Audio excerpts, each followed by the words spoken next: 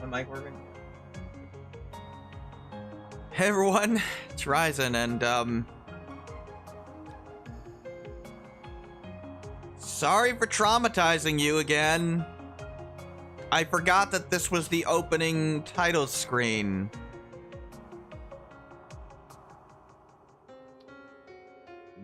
Yeah. That's a thing.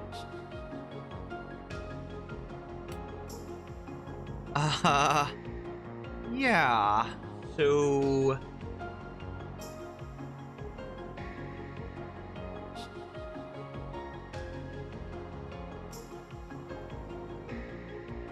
not exactly the most pleasant background to look at, as we're watching Creil be literally nuked in the title screen. Yeah, I mean... it didn't end well.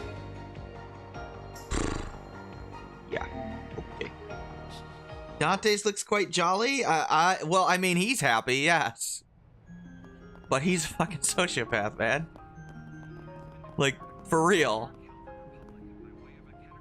He's actually a sociopath. You know, I'll give them credit. They heard the criticism of Cold Steel not having villains, so they said, oh, you want villains? We'll give you a villain. Here's the most evil character in the entire franchise. Enjoy. Yeah, I mean, when you make Weissman look like, I don't know, Saint Teresa, it's kind of bad. Oh, man. Okay. So anyway, let's go see the movie that we need to see, shall we? Even though we're, you know, here, and the world is let's roll. Kind of a hellhole, we still have to go watch a movie. We are going to watch Perfect Driver 2, apparently. As opposed to Perfect Driver 1. The showing on screen 1 will soon begin. Oh, we've already watched Peony Blade. This one is like the last movie we'll watch, basically. And it's more appropriate to watch it then anyway. Oh, yeah, we want to buy tickets, actually. We can invite... we're inviting Fairy and Aaron. That makes sense, since we skip a lot of their connection events.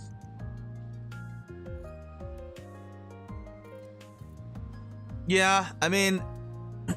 Weissman was more like a personal evil. Like, he deserved, like, he believed what he was doing was good for humanity overall. Like, he really did think that his whole way of evolving humanity would be to their benefit. But he also took personal pleasure in messing with Joshua because he viewed him as, like, his own personal experiment. Kind of like Joachim kind of viewed like what he was doing as good for the world. You know, he views Adios as evil, and he is revealing the true goddess, basically. Yeah, Dante's isn't like that. He makes no qualms about it. He is evil, and he is fucking proud of it. He just wants people to be utterly terrified because he can, frankly. I mean, there's more to his motivation than that, but yeah, he's really evil. Like, legitimately evil. Even Ishmelga, like, considered what he was doing a good thing. Dante's makes no such qualms. The thing you gotta aim for ain't the finish line. You're gonna have to think way beyond that. Okay, Walter. If you want to be a legend, set your sights on a goal to call your own, then speed past it. Bit odd, but sure. Unbelievable! Philip's taken the lead. He's past last year's champion, Max. Look at that little Lino. Oh, getting of the his opening go. theme. Something's really lit a fire in him. Nothing's gonna stop him now. Yeah, these are like race They cars. didn't even spare me a second thought. Who on earth is that kid racing here? I found it, Dad. I found my goal beyond the finish line. I just wish I could have found it while you were still here. I'm going to leave you in the dust, Lewis Adler. I won't stop racing until I override every legendary record you ever set. Okay. Well, that's that.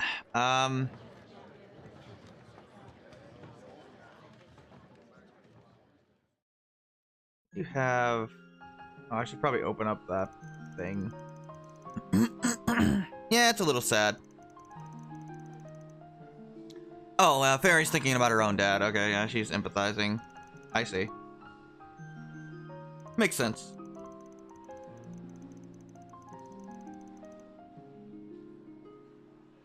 So, I did not explain why I like Shizuna so much very well yesterday. Effectively, it's because she acts like a normal girl, basically. She's not constantly in either lazy, can't be bothered mode, or I'm so much stronger than everybody else mode. And she actually takes her job seriously, despite her goofiness. I mean, whatever. She's clearly like the rival character, like Arios. What they're setting us up for. Her and Kasim, basically the two people we have to like overcome eventually, like the walls or whatever.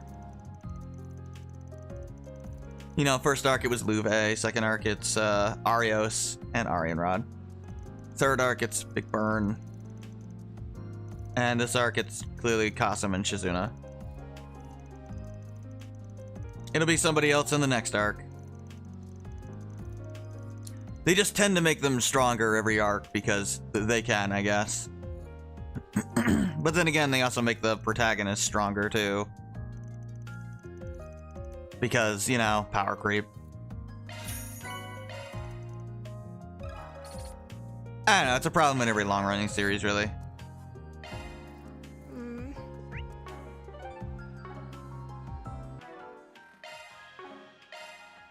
But yeah, Shizuna's at her best when she's actually just acting normal. I want to read this thing. Why not? Here we go. Albert Granger et al. Experienced by Maxim Lugum. Oh, Maxim basically did an extra in the movie. Okay. Human drama explores the love and struggle between a young Z1 racer and his famous father, Philip. Rebellious causes a falling out between him and his father, legendary racer of the past named Lewis Albert Granger. Before they can patch things up, Lewis tragically dies in a sudden accident. Philip, now wrestling with regret, speeds ever onward to his next race. Okay, he's trying to basically race is dead, Dad. I got it. Yeah, we're gonna do some side quests. Hey. I will say, Lashgar's reaction, last episode was, or last stream was, wow. That is definitely a realistic reaction for a child to have. Then let's head over. I was, not expecting him to be that. I mean, I should have expected him to be that devastated, but that was really good. Nice to see you again. Huh. I see you've got a new recruit. I mean, I completely forgot that his sister is Brasilia, and then his like girlfriend was Annie.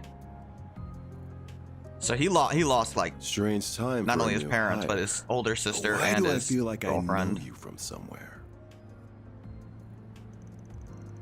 They are dead, by the way. Like, there's no bullshit. They're all dead.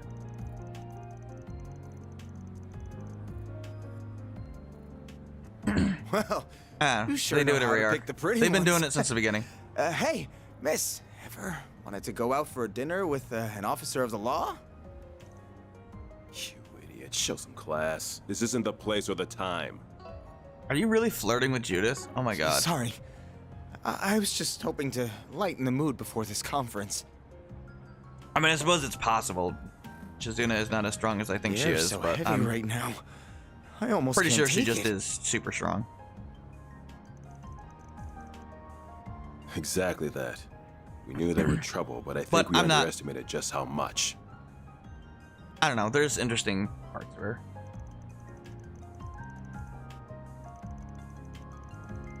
She's not just like female Reen, basically.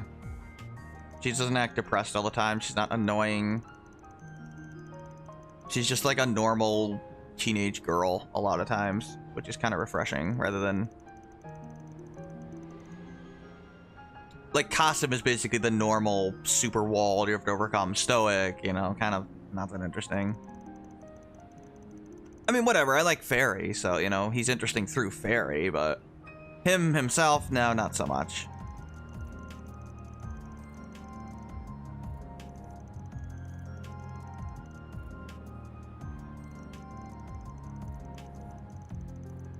There's been discussions that he might have been racially motivated. That's a rumor. Yep.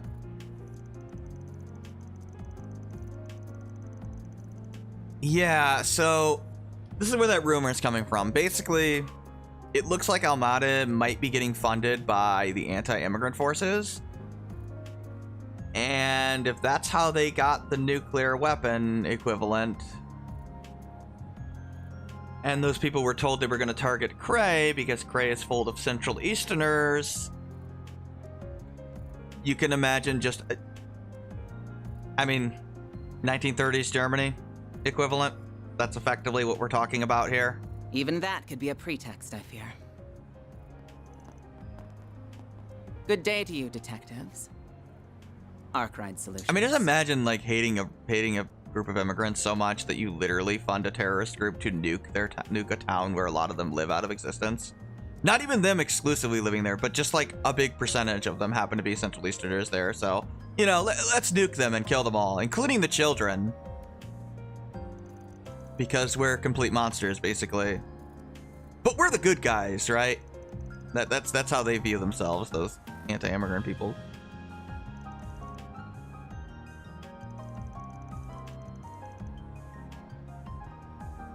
But yeah, like Killika's saying here, does Almata really give a shit about the anti-immigrant people? Probably not. But they need the money, so...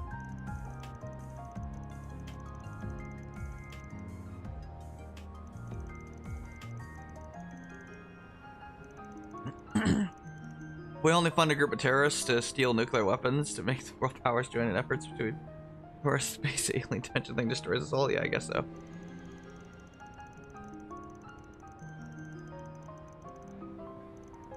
Yeah, obviously they're protecting this city the most because Gramhart is here. Treon Tower is here. It's where the government is held. Yeah, unfortunately for Almata, well, actually, I don't think they care, but they have literally pissed off everyone at this point. They have crossed lines that...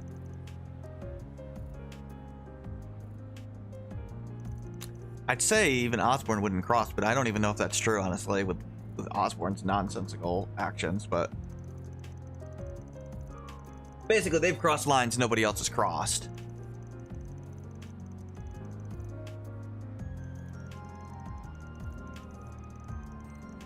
I mean, we're talking like DG cult level evil at this point. Maybe even beyond, frankly. I mean, nuking an entire town of innocent people just to strike the fear of God in the rest of the country, because, I mean, that is what it was, is kind of an evil that's even hard to comprehend. They had to show it on screen, because if they just told us it, I don't think it would have had the same impact. Plus, there always would have been like a back, you know... What are we hearing here? I wouldn't say we're trying to fight evil with evil, but at least the army and the police may not be enough. Basically, the CID leaked the Dingo's video to basically a whole bunch of groups. Basically, Jaeger groups, the church, probably Ouroboros, although that's not stated. Basically, the government is realizing, Yeah, these people are so beyond the pale that we need to handle them like the DG Colt, like of years ago. We need everyone to team up against them because they are just horrendously bad.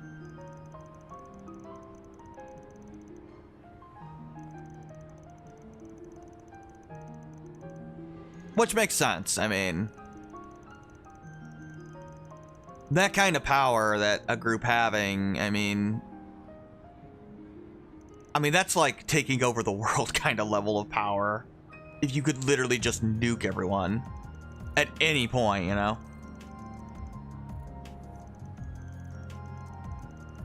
It's like such panic-inducing that, I don't know, society could like collapse.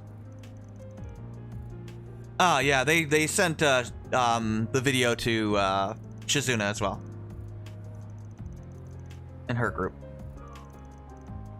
Obviously, like, they're literally sending it to everyone. They want everyone's help, basically. Almata kind of made enemies of the entire world at this point.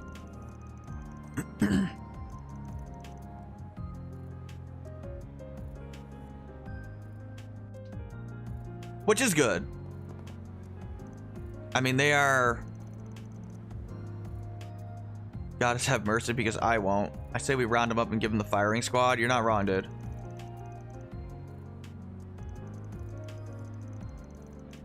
Yeah. I mean, they make no qualms about it. Like, Almata is evil. And there is no defending anything. Effectively, I think Falcom wanted us to know that, yeah, there's no bullshit redemption here. These people are evil and they have to be stopped, whether it's, you know, arresting them and throwing away the key or killing them. One way or another, they have to be stopped. There's no cold steel bullshit this time. Let's just say Dante's is not likely to get a heroic send-off.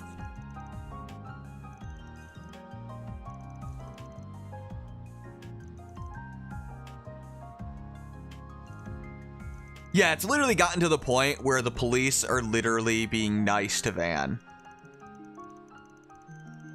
Like, they are literally asking him for help, which they have never done before.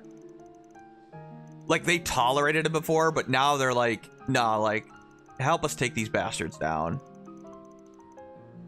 Enemy of my enemy is my friend, yeah. They're too dangerous, too evil for us to make other enemies, yeah, pretty much.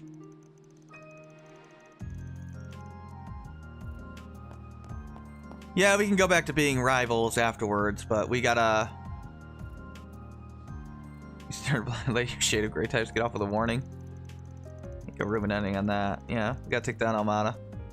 Conveniently, they're not gray at all. No, they are not.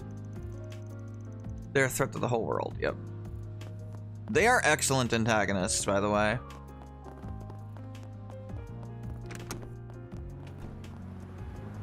I think part of it is just like... People were so, like, just fed up and tired of every single villain in Cold Steel having some sort of stupid excuse for their actions. I mean, literally every single one. You know,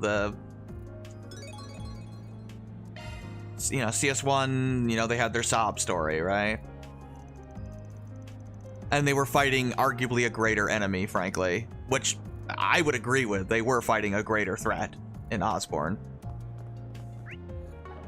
CS2. Then let's head over. It basically gets revealed as curse possession in CS4. So again, we're not even allowed to hate Cayenne because we're supposed to feel sorry for him by the time CS4 comes. CS3, obviously we're like finally allowed to hate the villains, but then they go, psych, just kidding, in CS4. Let's see. It's actually some mythical evil thing. And everyone is just curse possessed, or they feel bad, or whatever. Even Alberic is literally just a parasite with no free will of his own, and yeah, it's stupid. It's Basically, there was no Weissman or Joachim in that entire arc, and that's kind of nuts, frankly. I mean, maybe? What's next? Which one are we doing here? Bounty in the waterworks? Objective set. Yeah. Actually, It's just a quest monster? No, we want to do return home, actually. What's next? First, because that's the one that's actually substantial. good grief. Orbital Cafe, Iota.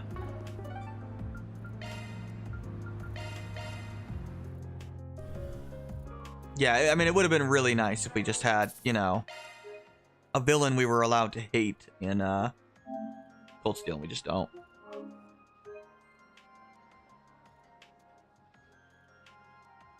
I mean, we're even supposed to sympathize with Ishmelga because apparently Ishmelga was just corrupted by human influence, so it's not really his fault. It's like, come on, can we just have a villain that we're allowed to hate that's just a bad person? Like, I like gray villains as much as the next guy, but you can't make every single villain gray. Like, you have to have somebody that's just a villain so that you can feel good about taking them down.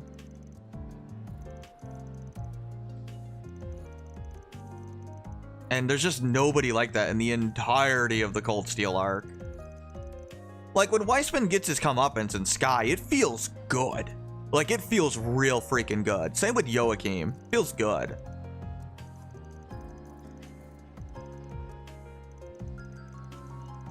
I mean, obviously Azure has more gray antagonists, but the stuff with Kia and the political ideology differences is interesting.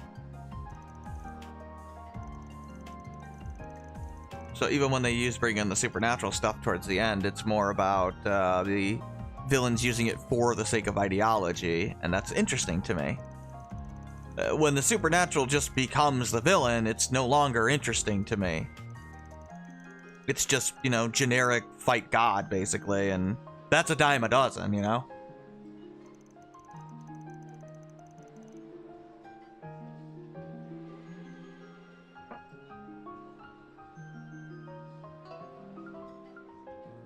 Let's see, my parents called this morning for me. Your grandmother's hospital's in critical condition? Okay. Not allowed to do the capital right now. Go to the guild or anywhere else. Okay. So she wants to leave the... She wants us to sneak her out of the city, basically.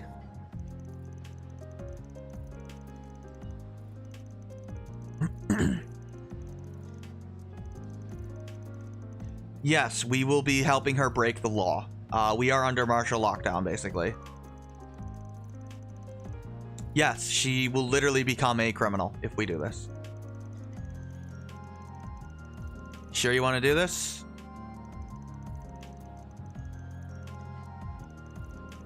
Might be the last time she ever gets to see her grandmother. I would do the exact same thing if I was her, honestly. Sometimes... This is something I really like about Daybreak, is sometimes there is a right reason to break the law. And this is a situation where, yeah, this is a good reason to break the law. To give comfort to a dying relative.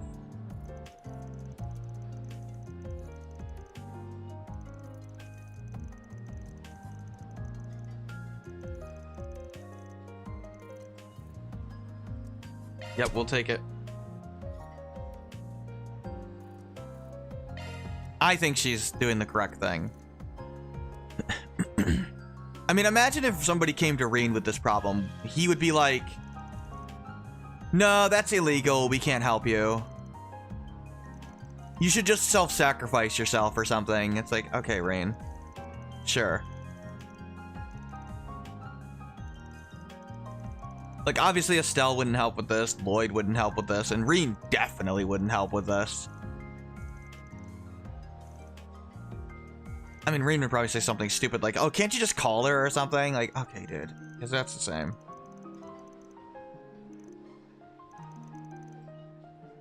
Whereas Van's like, you know, yeah, this is illegal, but so what? It's the right thing to do.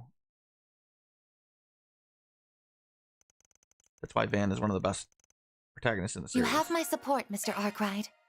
I mean, he's not quite like, you know, Yuri Lol. He's not going to go around and murder bad people just because. But neither will he shed any tears for it either, you know?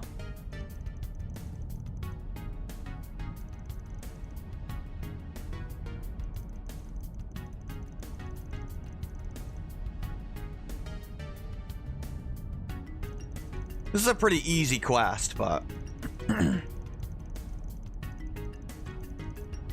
But yeah, we do have to get her out. We could have talked to her all throughout the game, and I've been talking to her, actually. She's talked about her family and stuff before.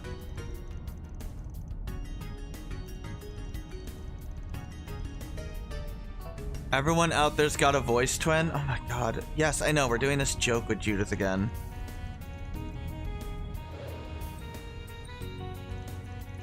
First checkpoint.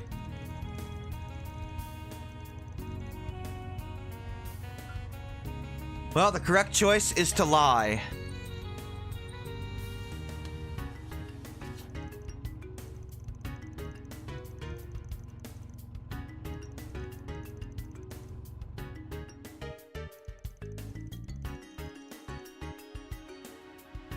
So yes, I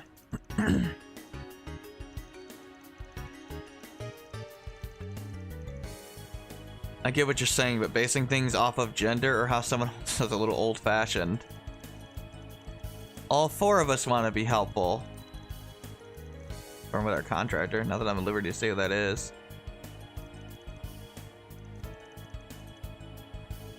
Nice, he made the guy feel bad, like, well, if you want to be sexist, I guess. He's like, oh shit, that did kind of sound kind of sexist.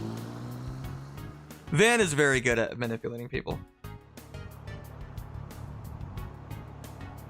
I mean, that would probably work. Like really, women can't deliver supplies. Dude's like, oh shit, that came out really bad. Sorry, go on through.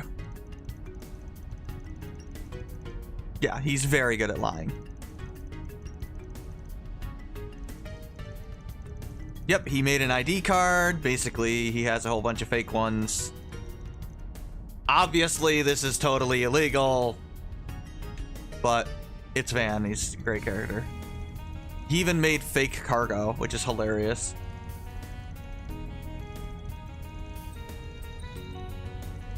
Yep. So when we get to the second one, we want to hide among the large trucks, basically.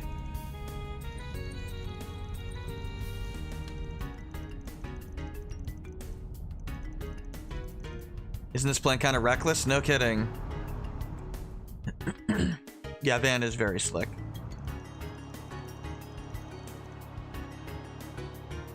Basically, he drove in between two trucks so that we wouldn't even be seen at the checkpoint. How that works, I don't know. Just accept that it works somehow. I guess I can see it working. So what is this? It's an old road that barely anybody uses. Okay.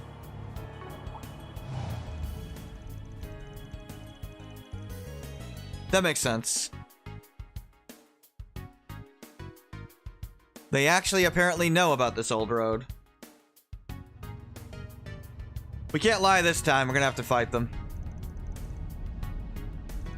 We gotta force our way through. Yeah, basically Van is correct here. We already lied at the first checkpoint that we were going into the city. We're now no longer in the city. That's not gonna work. They're gonna arrest us immediately. So, time to burst through.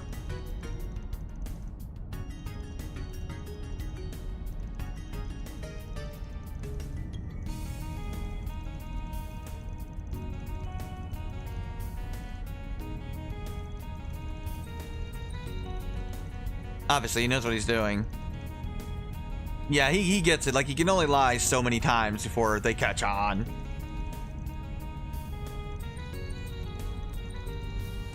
Yeah, we're gonna reunite you with your family no matter what. Alright, let's do it. Don't bite your tongue.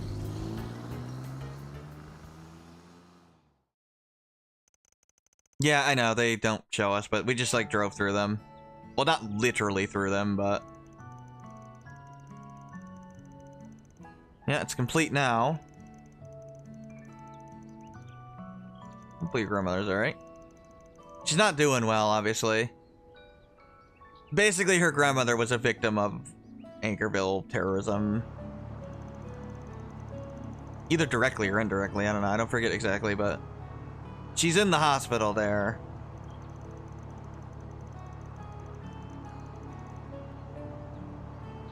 Yeah, we had to basically stay off the roads on the way That's all, back, folks. obviously. They just Love kind of to see skipped it. that, because, Mirror deposit confirmed. which is kind of funny, but whatever. Obviously, we get chaos points for that, because that was totally illegal that we just did.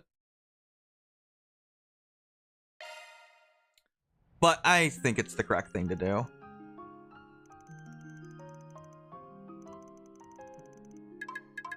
Oh yeah, basically it's required to that one is basically the advance the plot one. Obviously I want to do the other one first.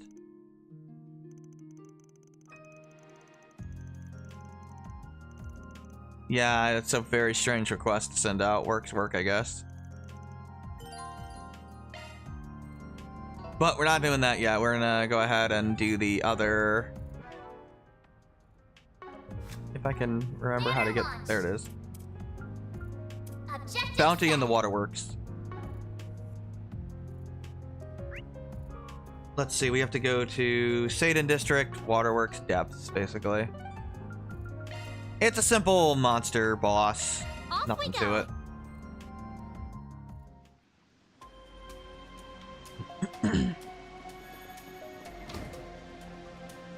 Yeah, it's right there.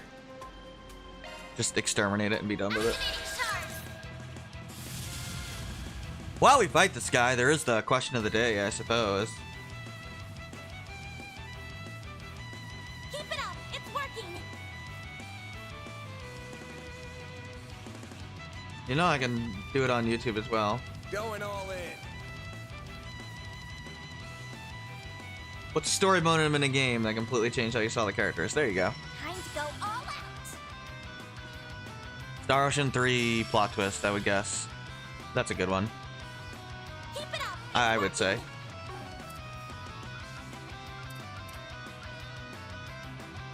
Going Oh yeah, all we're in. actually using, for the first time and only time, Judith has her black hair form. But I'm just gonna transform, so... There's nothing I can't swipe. Dreamcat, at your service. A chance. Although, her hair actually stays the same color. Huh. I didn't realize that.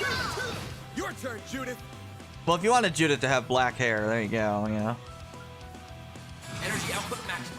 Let's go get some Sepith while we can. Looks better? You like her with the black hair? She looks cool. Might want to boost here.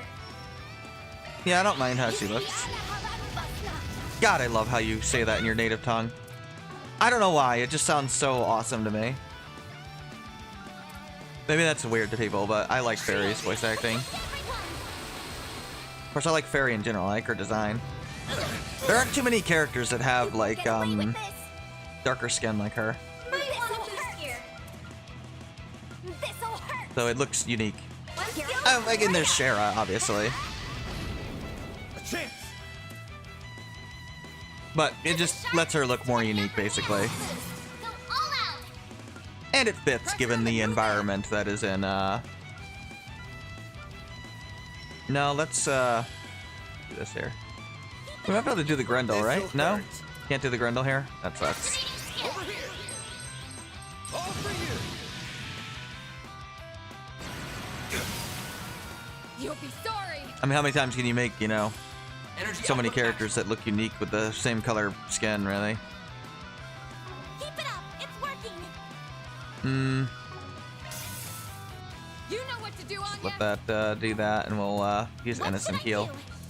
Random light. Innocent heal. Thank you.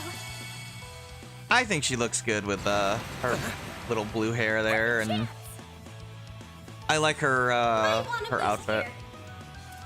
Fairy has one of the coolest designs in this game. Keep it up. It's working right up.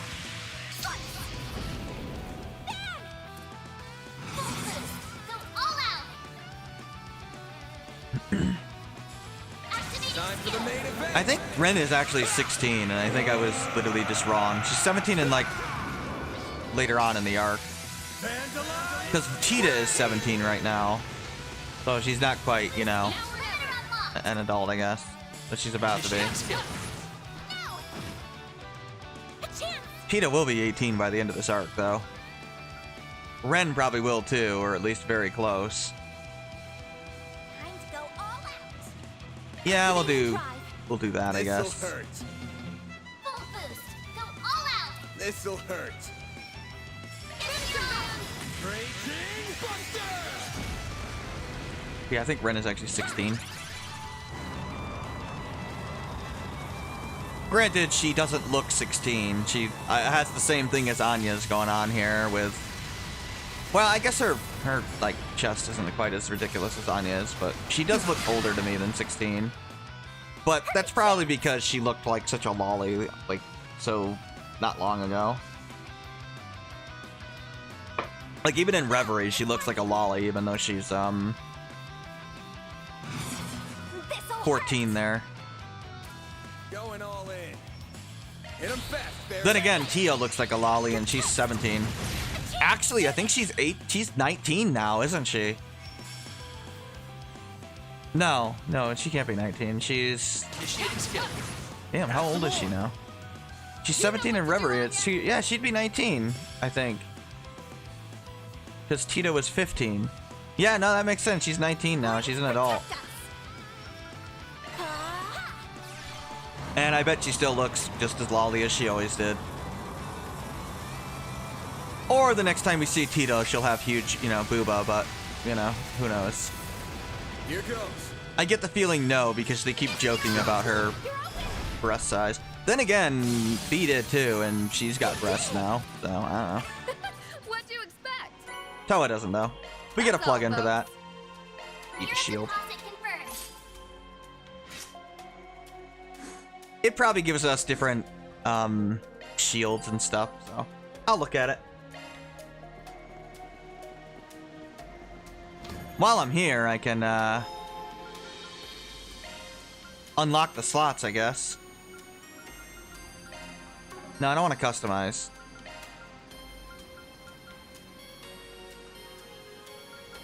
Yeah, I think I'm gonna skip. I'm gonna hold on to my U materials for the final chapter. I don't really want to spend them right now. I want to be able to upgrade everybody's weapons in the last chapter. I'll just stick with what I can buy.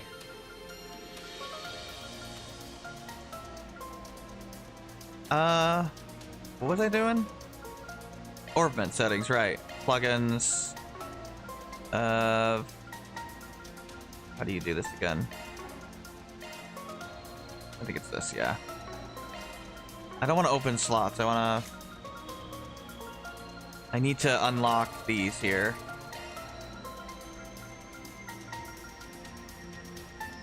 Yeah, Aegis Shield is basically a super duper... a souped up version of, Earthguard. It's quite good. Oh, she has Laforte already, huh? Chrono... She has Chrono Drive already. Okay, does she have Lacrest, I guess? Sure. Might as well give her some support stuff. I like Judith. She's really, really good. Might as well go to the bathhouse and restore stuff. Stepping inside? Get some more,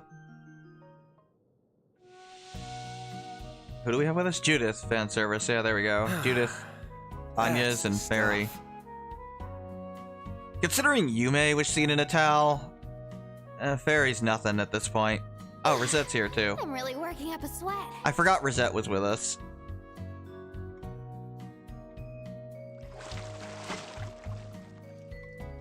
Yes, they have Fairy eyeing Agnes like all the freaking time because, you know, That really breasts. hit the spot. Come back anytime. I don't know why my Wi-Fi connection keeps being lost on my PS5. That's so weird. Yeah, it's kind of a running joke with Fairy that she wants big breasts. I don't know. It's just some weird lolly thing that's a trope. I don't know why.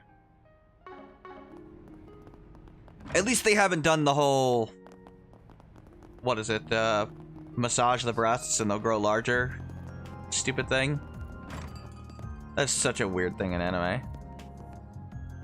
Okay, so we're going to go do the... What's next? Connection events.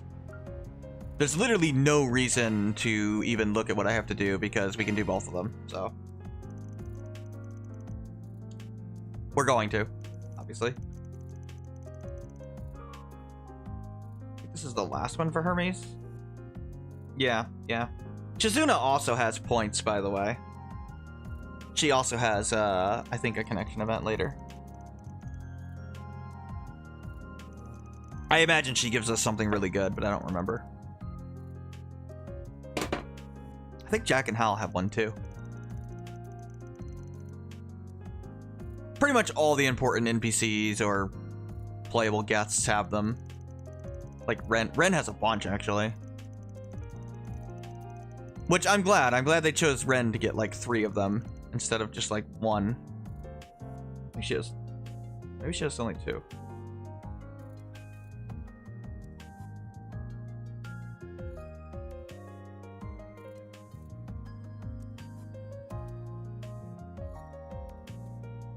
Yeah, she has 2 of them. Okay. Fee, I think, also has 2 of them.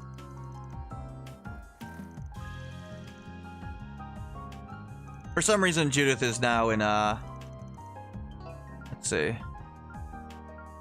Oh, she wants to go see a movie, basically. An old movie. I think I can trust Calvert's biggest actress's taste in movies, yeah.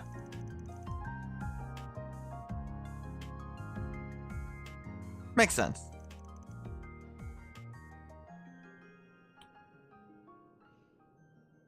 God damn it.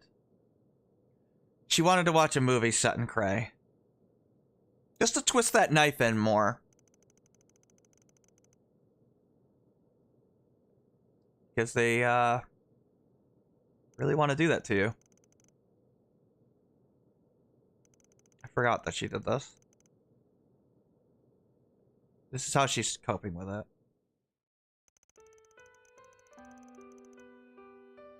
Yeah.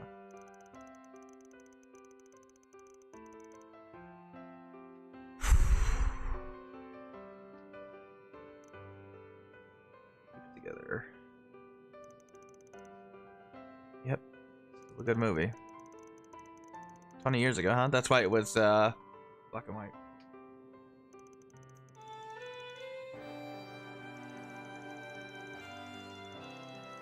She watched it with her mother back in the day.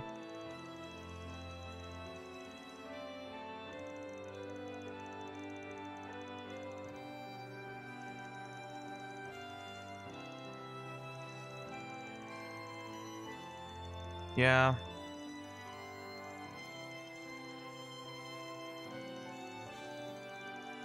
We'll have to run that ad on Twitch, I forgot. Filmed it in Creil, obviously. It's definitely Creil.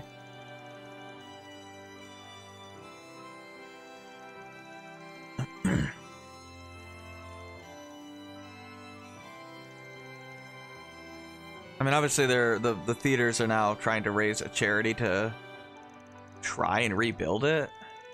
Or make a monument or something. Probably to rebuild, I mean, but even if it's a rebuild, it's not gonna be the same. Even if they rebuild it 1-to-1, like if they're able to, it's still not gonna be the same because the original people that lived there are all dead. I mean, maybe a few people were lucky enough to be out of town, but that we don't know about beyond Kana and Laxma? Oh shit, I forgot his name. I said it earlier in the stream too, but anyway. Annie's boyfriend.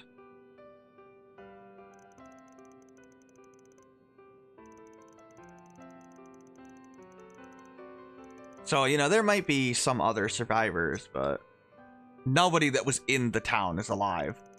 Like, we saw Annie was there. She is definitely dead. We saw Kana's parents. They are definitely dead. We saw Annie's brother. He is definitely dead.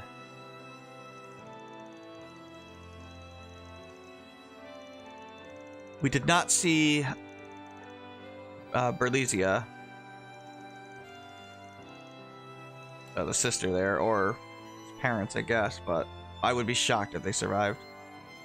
Jesus, they did not have to zoom in, game. Thank you.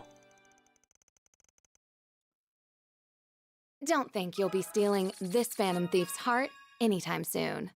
Thank you, Judas. He didn't need to make a P5 reference.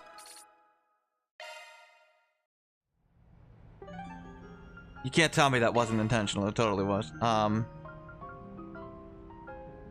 It's really bothering me. What the hell is that kid's name?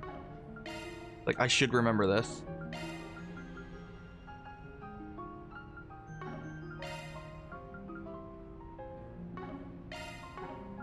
I can't just teleport to the church. Okay, are you in this church?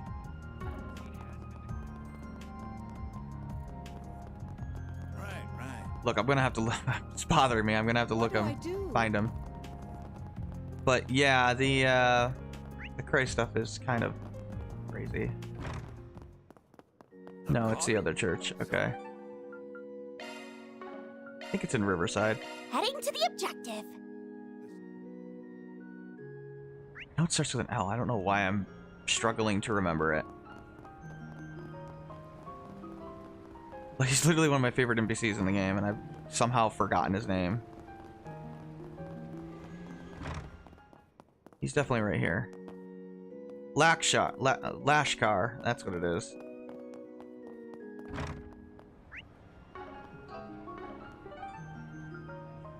Yeah, unfortunately, his ship is not gonna happen. Gonna do Hermes now.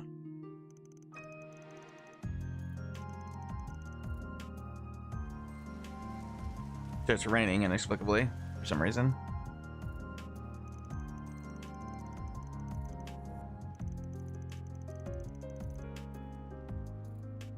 Thanks, game. Just keep twisting that knife, don't you? You could stop now.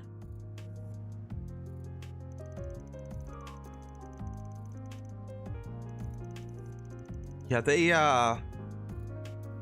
don't stop all this time, Edith. They just keep twisting it and twisting it.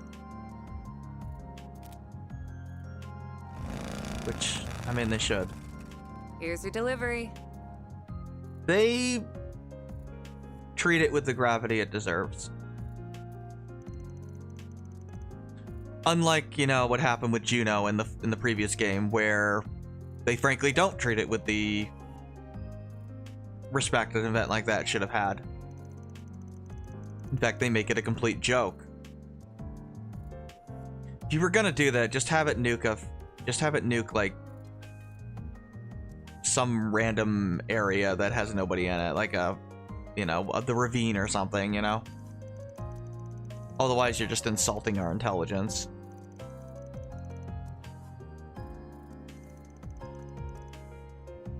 But here they don't hold back.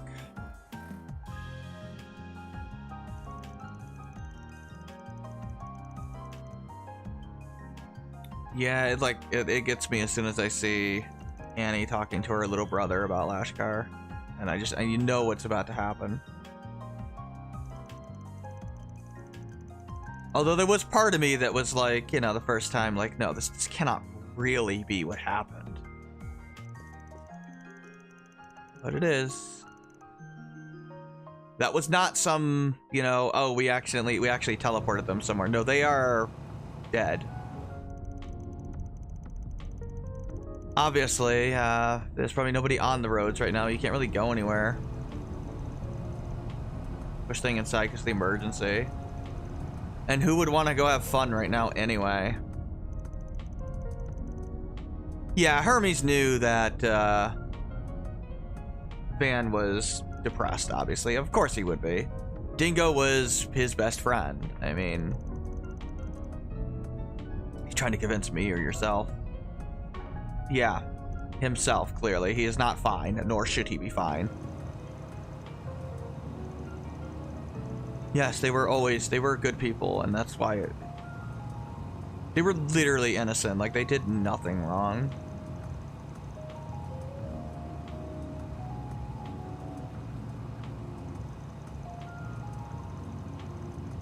Yeah. Yep, Dingo went there all the time. Yeah. He is not coming back. He is dead.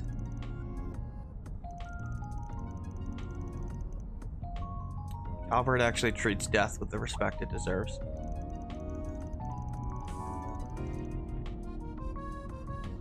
As much as I like Dingo, it was the correct decision to kill him off. It helps Marielle's character development a lot. And it helps Van's character arc. And it makes Creil hit even more as we see it, you know, from Dingo's perspective, basically. Yeah. Tackle adversity.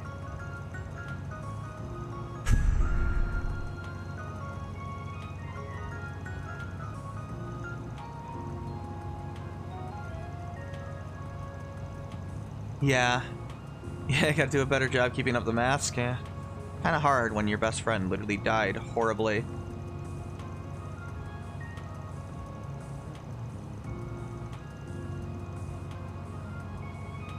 Yeah. Yeah, there are people you can, you know, rely on and talk to.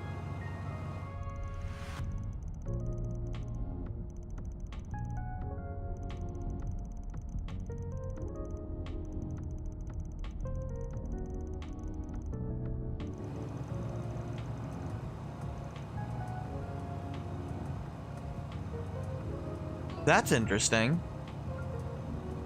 So he asked if she wants help getting out of the city because it's illegal to leave, but Hermes apparently is allowed to leave. Wonder why. I wonder like what her deal actually is. She's very strange and mysterious to me. Like, obviously there's a reason her face is always hidden. I mean, she's got to be relevant to something. She's cool, but, you know.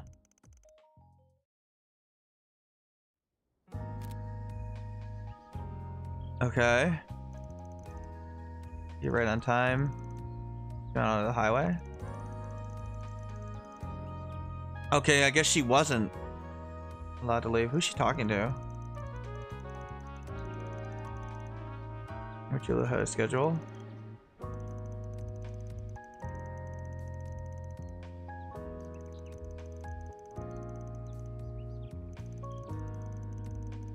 Connected to this project too, so make sure all these parts were delivered. Connected to the project. I wonder if she's talking about the space program project.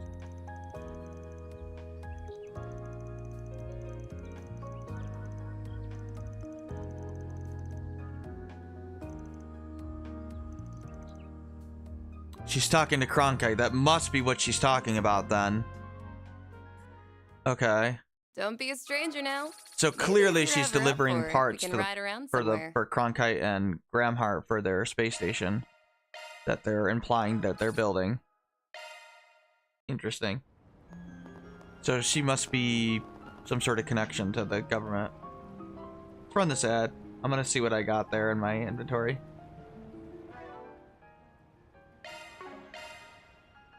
Yeah, very interesting. White gloves. Jesus Christ, speed plus 25? Holy cow. Who the hell could use that? Well, everybody is super fast, so...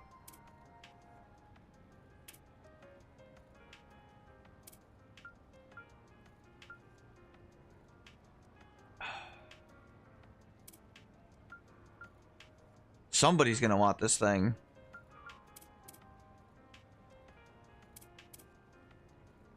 Van would probably make the best use of it.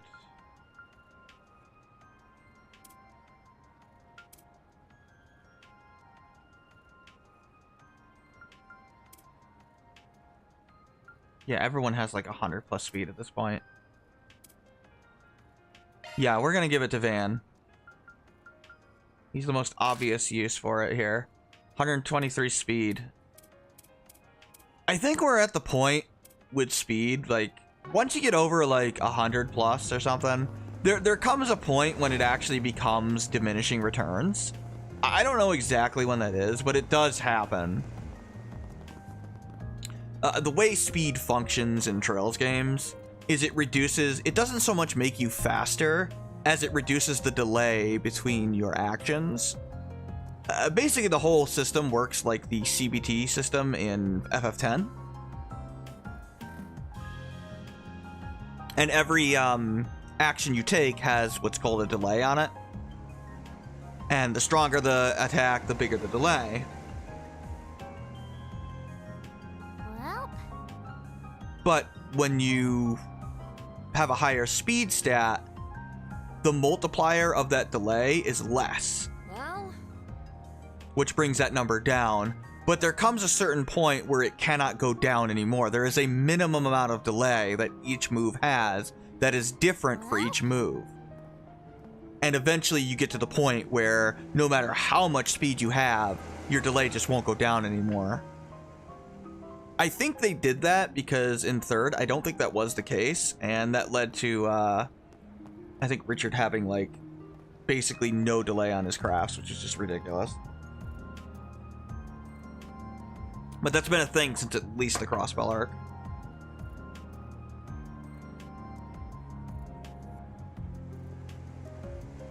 When the athletic kicks are comfortable and help you running better for real this time, yeah. So that's kind of what the point of speed is. In general, stronger crafts take more delay. Defending takes the least amount. Attacks takes a amount of delay, but they take less than crafts. Spells depends on the spell. The stronger the spell, the more delay. You do not get a delay on a spell until it is cast. Casting time is something completely different. Although I think it's also affected by speed as well.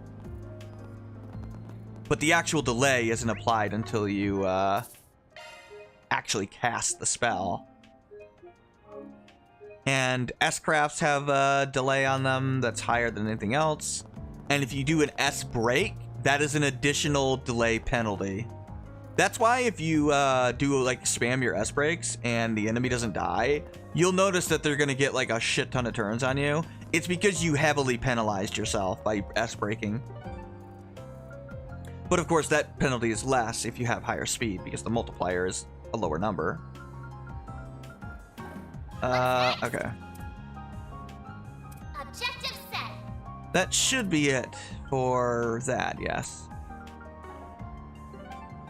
And we did watch that Perfect Driver movie, so let's go here.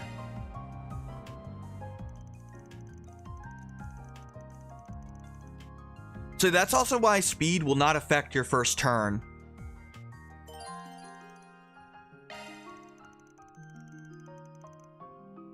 I don't think there's anything else to see.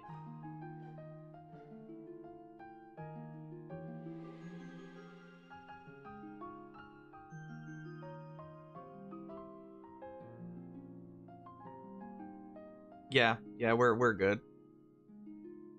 Let me fix this so I can see my map more. Yeah, we're good. We're gonna go to the Auber district. Yet another district we can finally go to.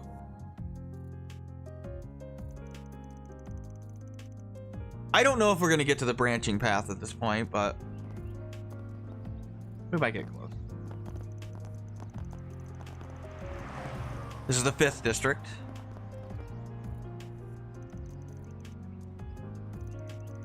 Edith Cathedral, second largest cathedral in all of Calvard. Okay. Biggest one's up north. Okay. Yeah, so this is where Agnes's school is. That's Aramis Academy in the Auber district. I experienced it all in Cold Steel, Judith. It's not what it's cracked up to be.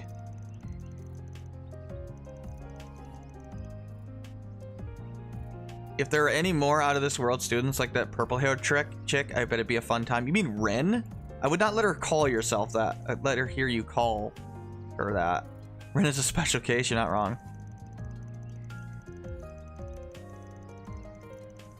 Oh, probably. Catcher would ace everything. Switch our brains to work mode, people.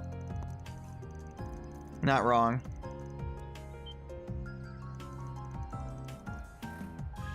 Show us the way, Agnes.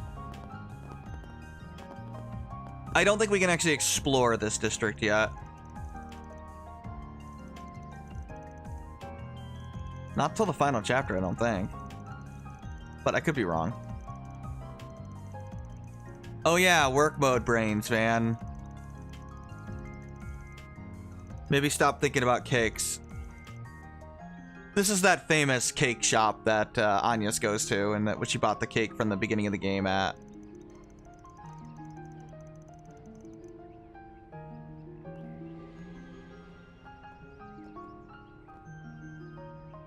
Yeah, I know, a completely pointless scene of us walking down with a cat. I don't know. Completely unnecessary, but they're trying to give us like a hint of the Auber district, I guess. A little taste of it.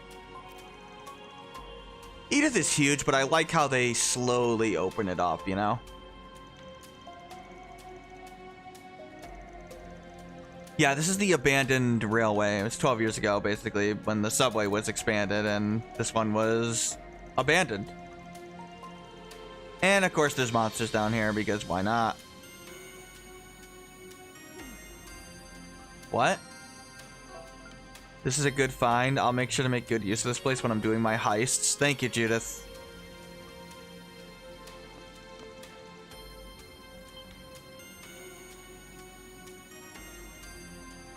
Dead monsters, huh?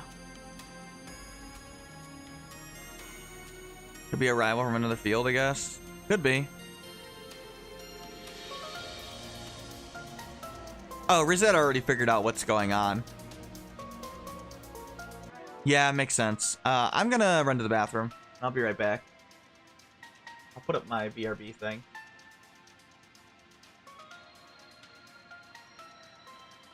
If I can find it.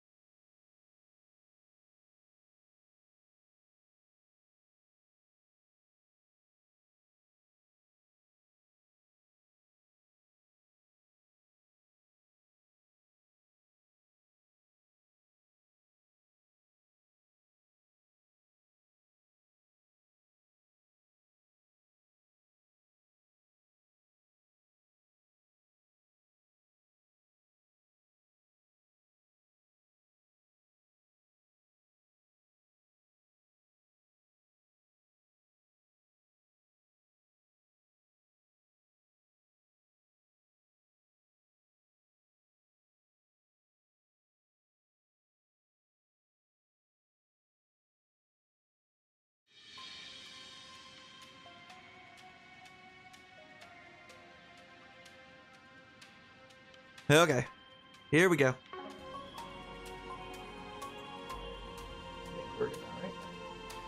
Minimize that.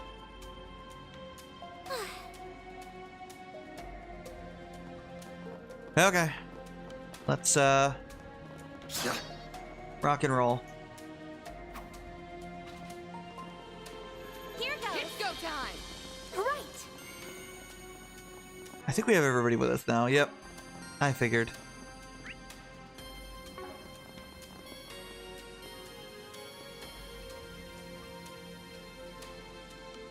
Okay, we're here at the bottom here. I'll lend a hand. Yeah. Rock and roll without fast and trouble. Oh, yeah, I guess I did say that. Max, this'll hurt. Let's go get him. Right up the end of the line. Yeah. Sorry, I would have gone to the bathroom during my ad break, but I didn't realize I needed to. Boost gauge enhanced. I didn't want to wait another hour.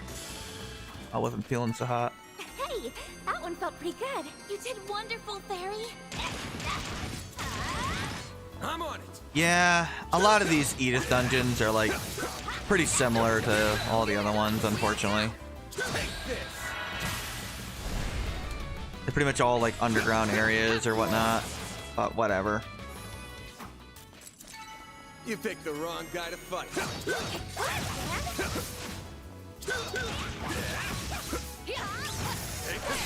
Yeah, I mean, we're about to go into the longest dungeon in the game, so it's so long it takes several days. You picked the wrong guy to fight. Not in real time, in like, you know, game time. EP charge 4. Ooh, I just got chestiny. It is my chestiny to open all the chests. That's basically the 150 chests opened one. I did all that for a vitality droplet. Wow. If you open all 224, you get Yatakarasu, which, you know, I don't even think I can get because I don't think I can get some of the chests. I could be wrong though. I think you have to like max all 3 things in order to get like the last 3 chests. There are some optional bosses that I can't fight because I'm not going to be maxing. I'm not going to reach level 5 in any category. And for some reason they only show up if you're level 5 in the alignment. I don't know. That's the last thing the alignment affects. Why it awakens optional bosses, I don't know, but it does. It is quite impossible to max all 3 in one playthrough. No matter what you do.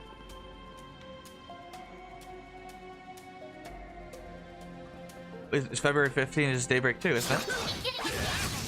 Brace yourself. Yeah, I'll be done before then. Besides, you usually play first anyway.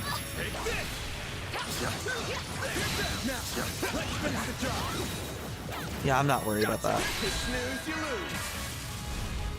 We're already in chapter 5. I mean, there's only a couple chapters left. We're pretty far in.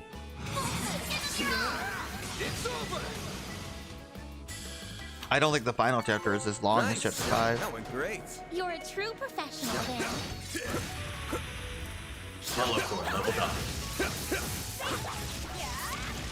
It's fine. Good chance to play shards. You like playing it. Give me your worst.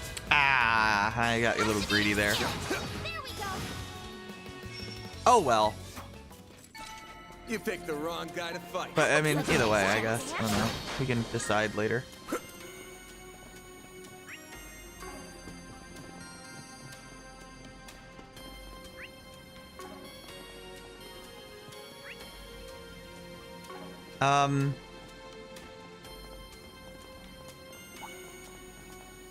Yeah, I really don't want to do like all 4 of those branches. It would take freaking forever. Show 'em what you're really capable of. There aren't that many differences, but it basically affects some of the boss fights.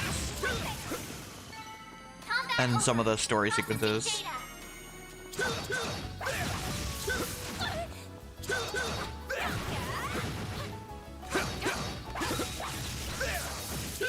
And some gameplay stuff it affects. Oh, these damn things, okay.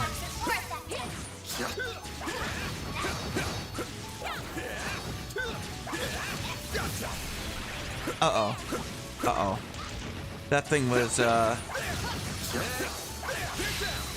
trying to... Is it waking me here? He was trying to hit me with that ability. That red thing that forces you into an encounter, basically.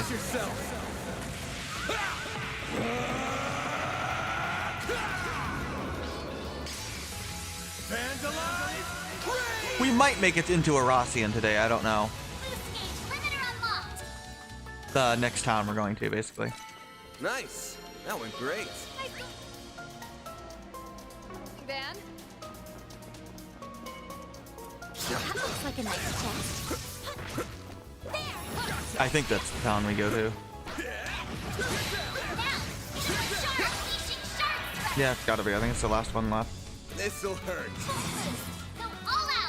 It's too bad we never go to Altair in this game. I wish we did, but we don't. Maybe Daybreak too.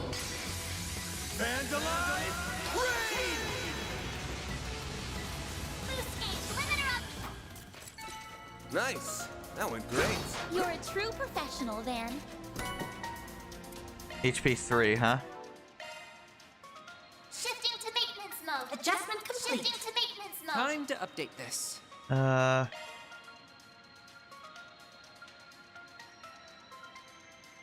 We only have like 2 slots left. Oh, you have 3. Might as well unlock Judith's final slot up here.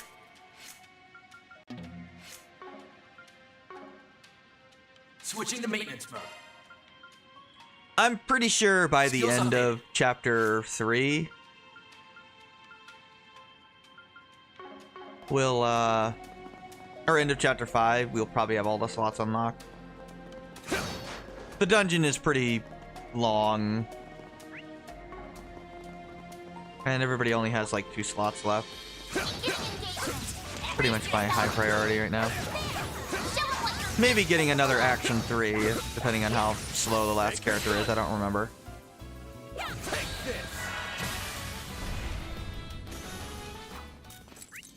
Yeah, I really don't remember.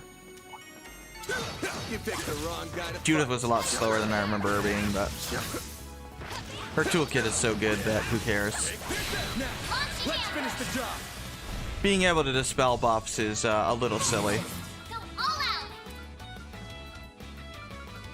Where is your... Keep it up. It's working. Oh, it's Raging Buster now. Okay, it upgraded. Not that it looks any different, even though it upgraded, but it's there. You kick butt, Van. I suggest physical attacks now. Ah. Snooze, you lose. You're stunned. Oh well. This'll hurt. I'll dice you up.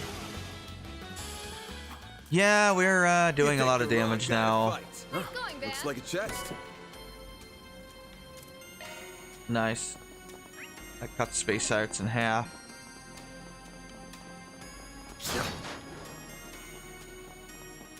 They're casting time anyway.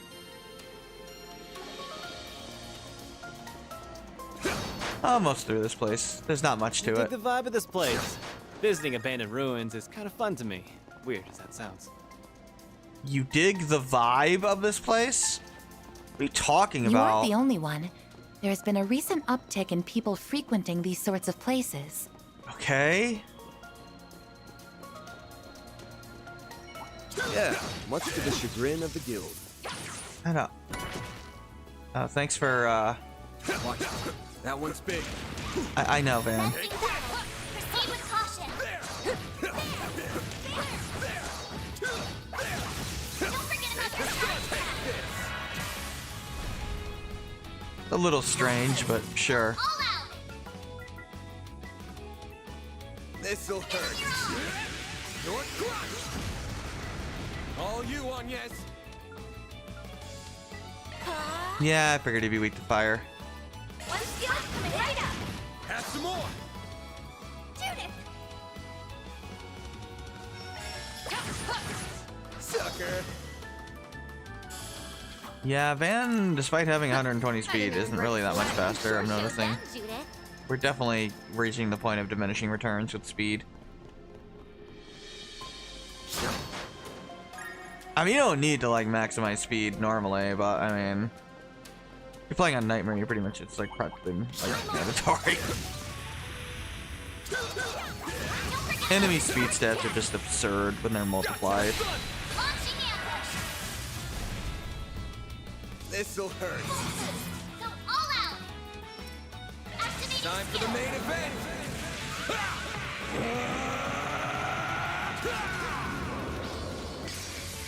Vandalize!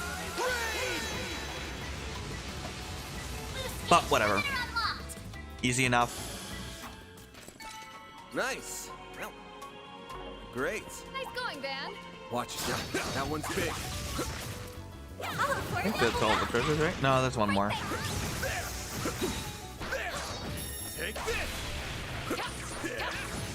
Wait for the right time to strike. Take the sun. Snooze, you lose. Go all out. Give him your all. You're not getting away. Here you go. Punch him, Van. Oh, wow. That was a lot more damage than I thought it would be. Sure, whatever. There's nothing I can't sweat. Just magical girl it up. Coming your way. Now or never.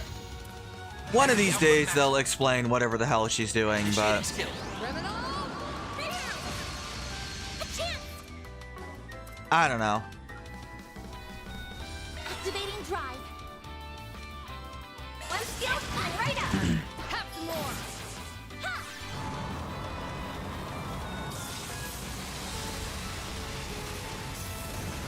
Not in this game, that's for sure.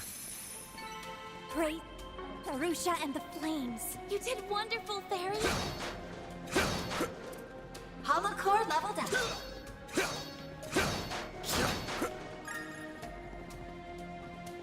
Okay, head over here.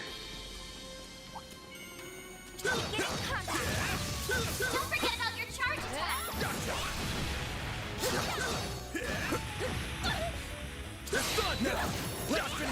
Launching ambush. There we go, just stun them both. This'll hurt.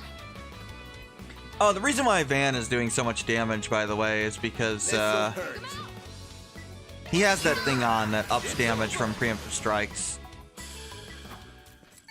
So, yeah, it's a little stupidly strong, honestly. It's almost worth banning. Resistant to arts. Physical attacks are more effective. You know, maybe I should use the other characters too a little bit. I mean, I like Rosette.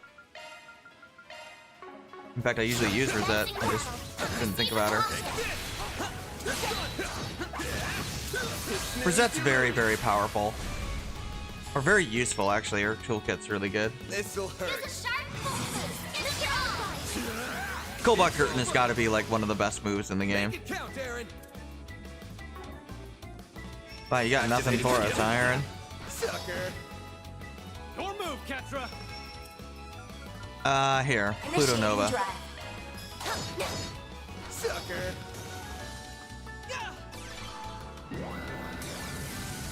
Drop a meteor on their head. Solves all their problems. Here goes.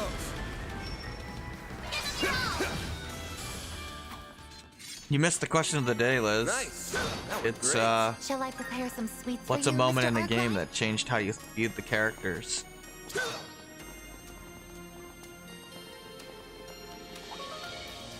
Let's get to work. Don't forget about your charge attack. Unleashing shark strike. Too slow.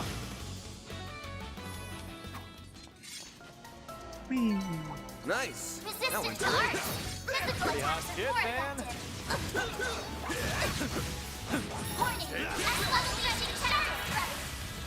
And not worried about S level threats, Mayor. Brace yourself. I said the Star Ocean 3 plot twist.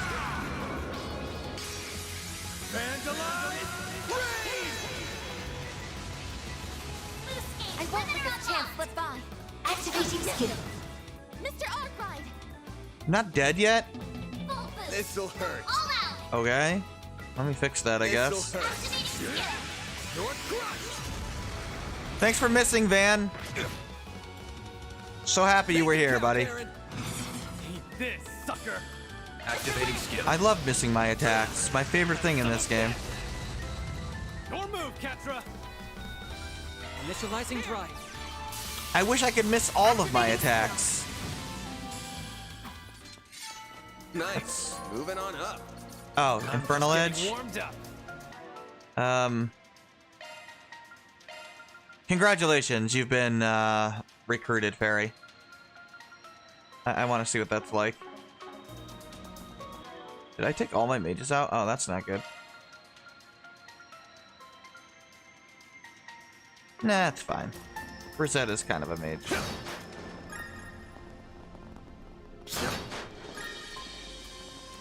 I use Anya's a lot. I should give her a break.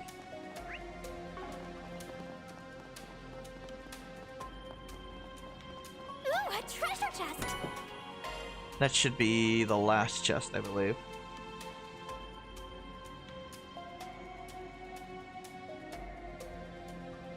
Yeah, it is.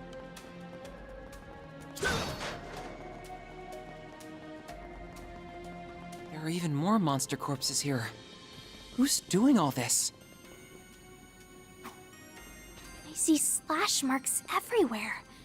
Could it For some be her? reason, this thing is, I wouldn't be surprised.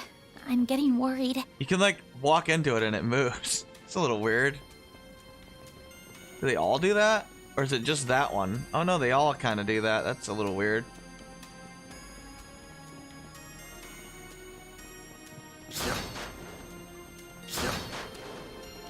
Bet we can rest there. I mean, That hits the yeah, I guess we can. Might as well save there. spot.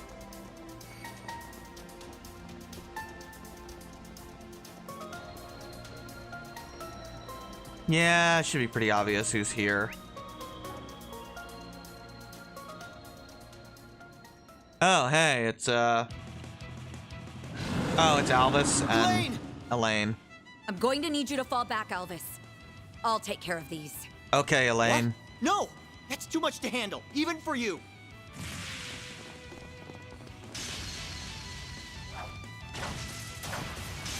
Yeah, I mean, she is, but she's also... Yeah. Oh, yeah, Catra hasn't seen her before. Apparently saving you.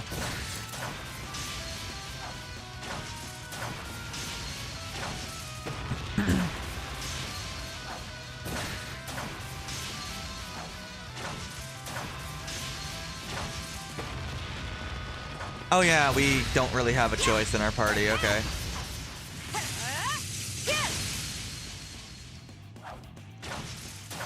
Obviously.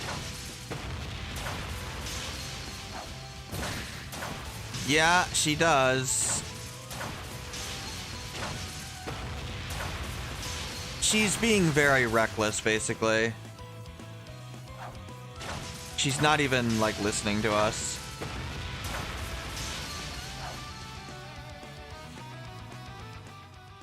You're hopeless, Van. It's a good thing I'm here to babysit you. You'd be a lost cause without me. Shut up, Lainey! And what do you mean by babysit? I'm older than you! Ah, you two are such children. I suppose it's up to me to teach you how to behave. Get a grip, Lainey! Van? Why are you... Is this an off day or something? Your blade work's sloppy and you're totally oblivious to your surroundings. Now look Yep. over there.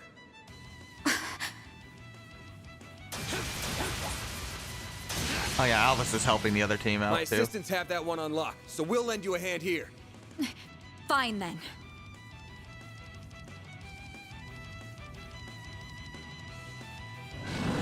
Time to fight a giant, whatever the hell this thing is. Dinosaur? I don't know.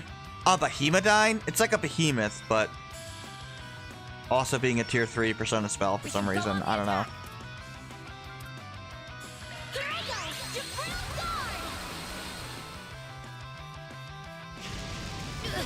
Can you not? My move now. Can't use Grendel? No. Okay. This'll hurt. Get that tanking going, I guess. Oh, we have Elaine here again, but I mean, as if that matters much, but she's here, I guess. Try some of this. Engaging skill. I mean, she is strong, but not nearly as strong anymore as she was. We're kind of really powerful now. Obviously going to transform because there's no reason not to. It's go time. Initiating skill. There we go. My move now. This'll hurt. Go activating skill. I'll dice you up. Your turn, Judith. Nice delay. Now. A chance. Weak to wind and fire. Good. You know what to do, Anya.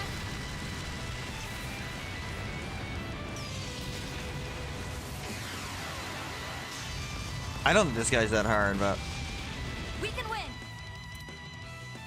the generic boss. Going all in. Engaging skill. You're finished. Yeah, that's actually pretty good. But we've kind of caught up to her now at this point. She's still one of the stronger guests, though. She's probably No, she's probably the third strongest guest, actually, because there's another guest that's stronger than her. It's go time. Or she might be even with that character, I don't know. It's pretty close. There is one that's definitely better, though. We should go on the attack. But we haven't been able to use that character yet. Or the other one, for that matter. Activating drive. We'll be able to use both of them. Engaging skill. A chance. This'll hurt. Vandalize raid? Sure. Got another call? Alright. Have fun. Vandalize raid. Loose gauge limiter unlocked. I won't lose. You're not dead? Activating skill. There. Thanks, game. Eat this. Judith.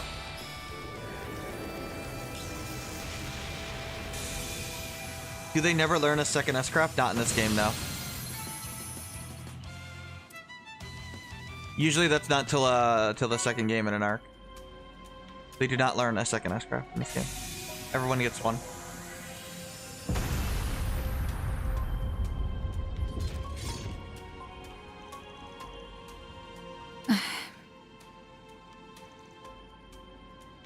Van really should have been voiced here, but whatever. Yeah, obviously Elaine basically feels responsible for failing them. As if she could have done anything to stop, you know, complete psychopaths from nuking Creil.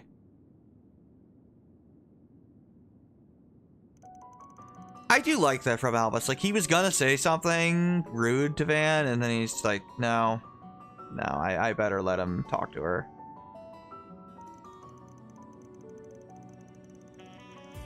Take things one step at a time? I guess so. I know that. I know that. I'm trying so hard to stay calm. But even still, I couldn't protect them. I'm supposed to be a beacon of strength for the people, and I failed them. If only I didn't let that man escape back in Longport. No, even before that. If I just hadn't...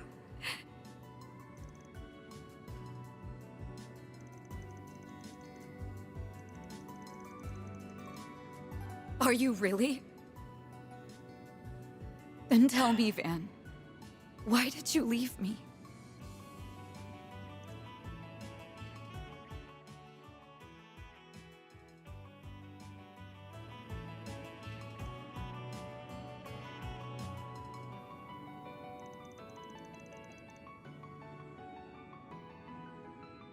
Yeah, it's she's bitter. I mean, rightfully so. Yeah, Elvis is strong. I mean, he's like a C rank racer, so he's not like a pushover. About to be a B rank.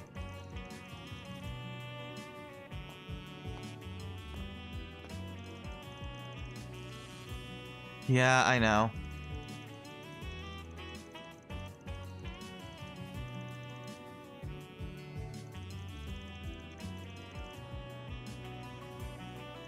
Oh, Marielle?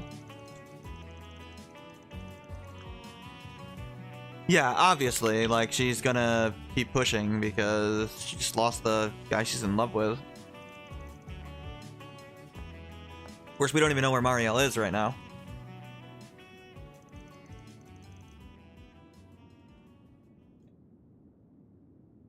Yeah, Elaine is really strong. What the hell? Oh, my freaking water, like... My seal came up above and I can't, like, close my bottle. That's annoying. Take that off, then. I'm assuming they'll get a second S-Craft in Daybreak, too.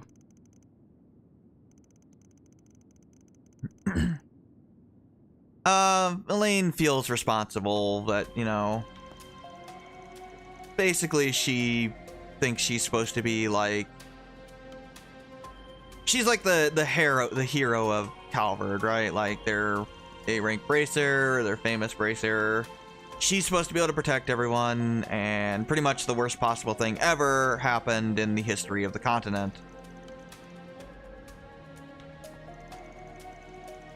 And she didn't capture Melchior back in Longport. Which wouldn't have changed a damn thing, by the way, even if she had caught Melchior. But...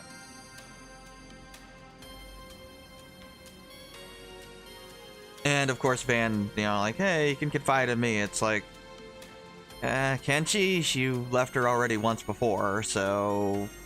She's not exactly trusting of Van, nor should she be. Obviously, there's a reason Van left, but... They're not gonna hide that forever. They will explain about why Van left eventually.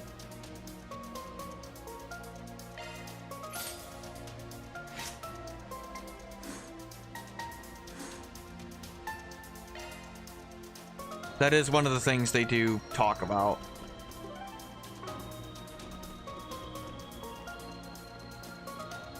I might as well use the rest point.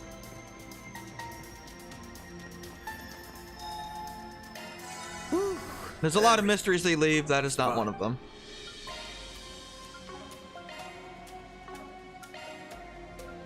I think we just leave, right? Yeah.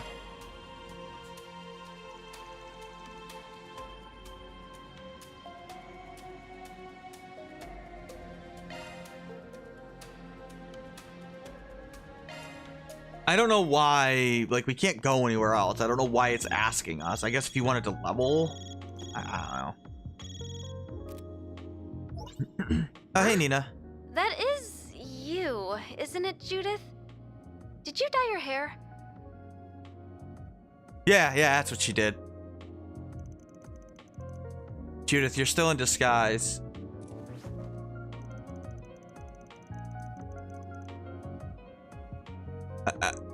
Okay, admittedly, that's funny. Because she's not supposed to let Nina know that she has magical disguise powers, basically. So she literally put the phone away so she could remove it without her seeing that it was just a transformation. You did, but Mr. Gotti insisted that I get in touch with you right away. He's pushing the whole film industry to release a statement and make a donation in response to Creil. Yeah, I mean, that makes sense. They do want to donate to charity to try and rebuild, I guess. Of course. Take care and talk to you later then.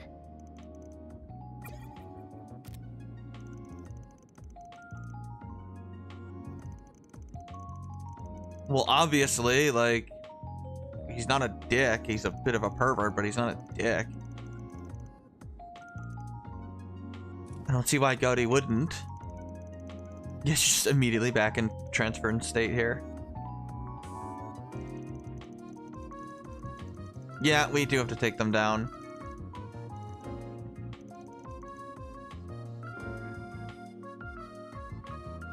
I know. I can't help but worry about her sometimes. She's a little too single-minded for her own good. Yeah, like actual, you know, consequences for failing to stop villains. People die. Though I suppose that's why she's the genuine article. Unlike me. She's the genuine article, unlike you? That's another weird line about Nina. Hello? Any news to report? I see. So that's where the filming will be taking place. Just as we thought. The only question now is who the final cast will be. We don't have long until the shoot begins, it seems. Yeah, Nina's another weird character that puts up red flags, but I don't know. I don't know who she's talking to there. There might be things about her too that are weird. I don't know. That line about her not being a genuine article is very strange. It could just be referencing that she's hiding her Central Eastern heritage, or it could be deeper than that. I don't know.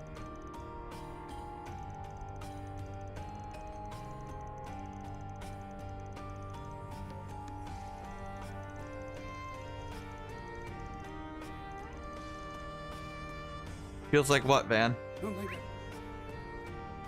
seen you before. Yeah, just head on in.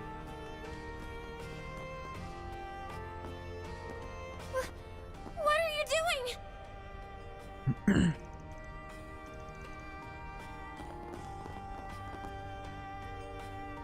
Oh, Marielle? Let go of me! I said let go! You can, like, get off of her after what she's been through, dude. Yeah, she's asking questions.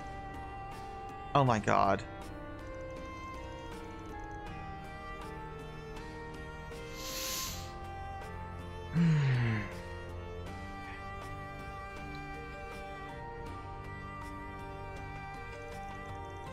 Yeah.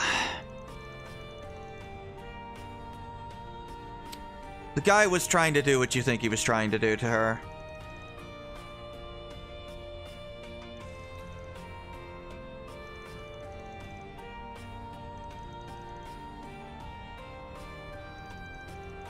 No.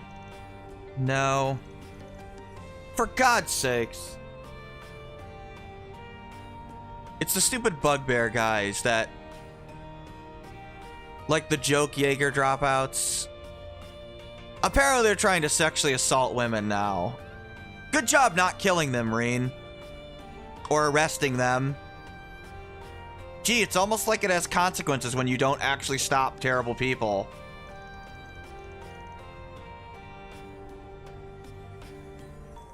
Like, these guys should have long been in jail, and for some reason, Reen did not arrest them. I don't know why.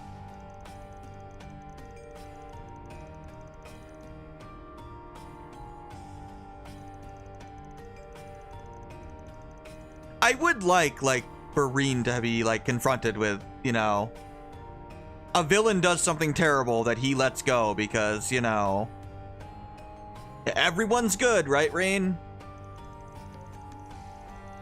And then he gets yelled at by somebody that got hurt by them. That would be a nice moment. Like, these guys are... they're getting, like, worse every game. They're getting, like, more and more evil, basically. Which makes sense. You keep letting them go. Yeah, they're not suffering any consequences, so they're taking it further and further.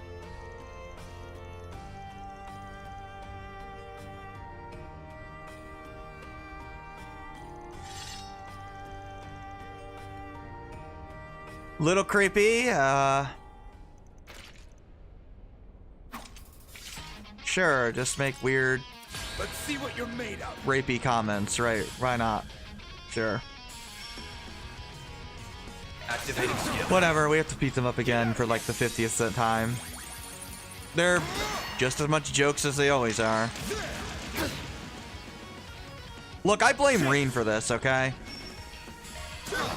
He could have easily stopped these guys way back in Cold Steel, and he chose not to. He just kept letting them go for some reason. I won't hold back. I don't know why. A chance for a shot beast. Class 7 is kind of dumb at times, I don't know what to tell you. Initialize. Perfect chance. I'll round them up and smash boost. Okay. One skill coming right up. Yeah, there's Infernal Edge. Now it's my turn. I could just murder them, but I'll Show me what you got. Target locked. draw it out a little bit. Mr. Way. Activating skill. Sucker. My move. This'll hurt. There we go. Let's finish them off here. You're not getting away. Blast off. No. Hit him fast, Barry. Well, that almost finished them off. Max, one skill coming right up. Gotcha. Why? Erecting shield. I should have used her S-Craft, but I didn't think about it. Now it's my turn. Mr. Way. These guys aren't very difficult. I mean, it's Bugbear. I mean, why would they be? Max, one skill coming right There we up. go. End of the line. You're finished. Take this. Why these guys think they're gonna become like kings of the underworld, I don't know. They're just as much jokes as they always are. Can we kill them now? Yes, I know, we're roasting them, thank you, but can we like actually arrest them or something?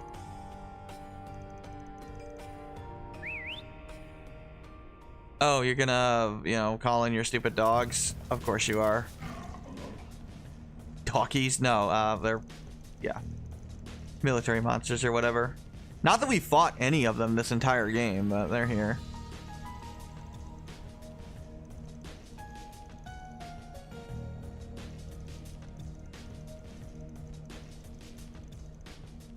Okay, dude. Oh yeah, Hayway would totally roll over, absolutely, dude. What do you say something there? Try to get us to tie by the new big boys in town? You mean Almata? Yeah, these guys are gross. Hey, you would just roll over, would they?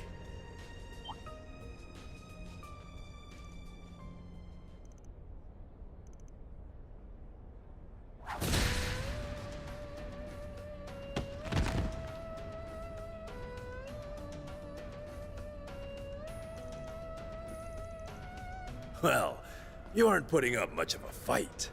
Perhaps you ought to consider hanging up the Jaeger's uniform if you cannot act the part. Or you could just, you know, arrest them. A little overkill to use them, but their strength is supposed to be comparable to hers. Apparently Judith knows Risha, although I don't think these things are as strong as Risha.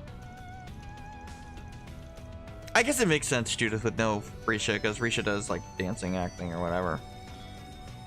So that you don't misunderstand, we are not the main threat you face here.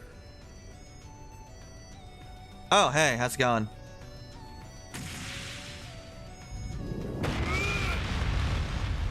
Did you just punch the ground so hard it knocked them in the air somehow?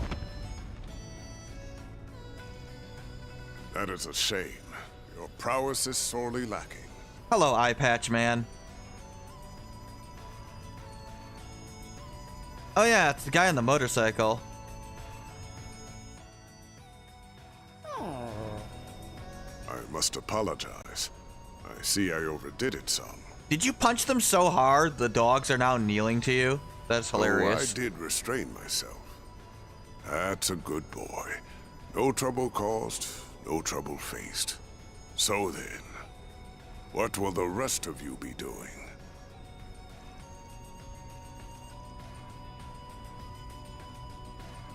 Yeah, for some reason we just let them run away. I don't know why. A little stupid. But whatever. I would expect no less from the famed lion. The what now? Your strength only seems to have grown since your active days. What are you talking about? What lion?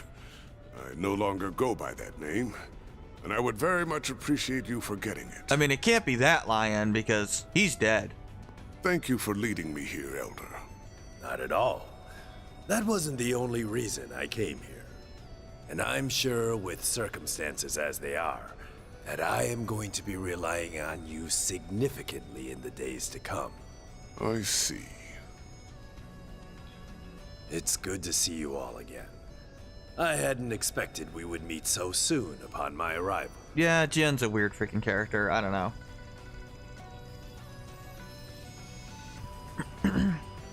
Our course of action has been decided, you see. Taking down Almata? AU's response to currently unfolding events. Yeah, Heiue's probably pissed. Indeed. The mists have cleared, and we have exactly the number of pieces that we require. Until the matter has been fully resolved, we will also be assuming control of the Blacklight District. That is in accordance with our agreement with this nation's supreme authority. Yeah, I know. It's annoying. Oh, apparently Gramhart hired Heiyue, which, you know, Agnes is pissed at her dad again. Again, everybody hates Almata now. Like, literally everybody. It's time you decided your next move. Though I would suggest you listen to what my friend here has to say before doing It's so. annoying because it's only like a few lines. I don't know. Farewell for now, Aaron. I will be in touch. Okay, bye.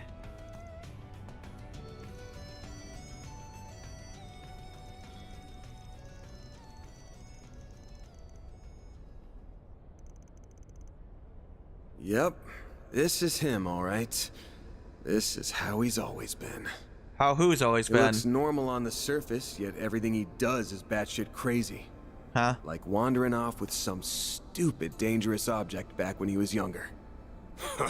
That certainly brings back memories. Yet I have discarded my past now, and I would ask that you discard it as well. My old greenhorn student, Van. I thought you were dead. This is Van's former master? The one he said was like a father to him? No, really. Like, didn't you like get blown up by an airship and handed your stigma to Gaius? Like, this is a thing that happened in Cold Steel. I remember it distinctly. But wasn't he... I've got more to say than there are stars in the sky. But let me start with this. Why are you still alive when you supposedly died 3 years ago? Master Barkhorn?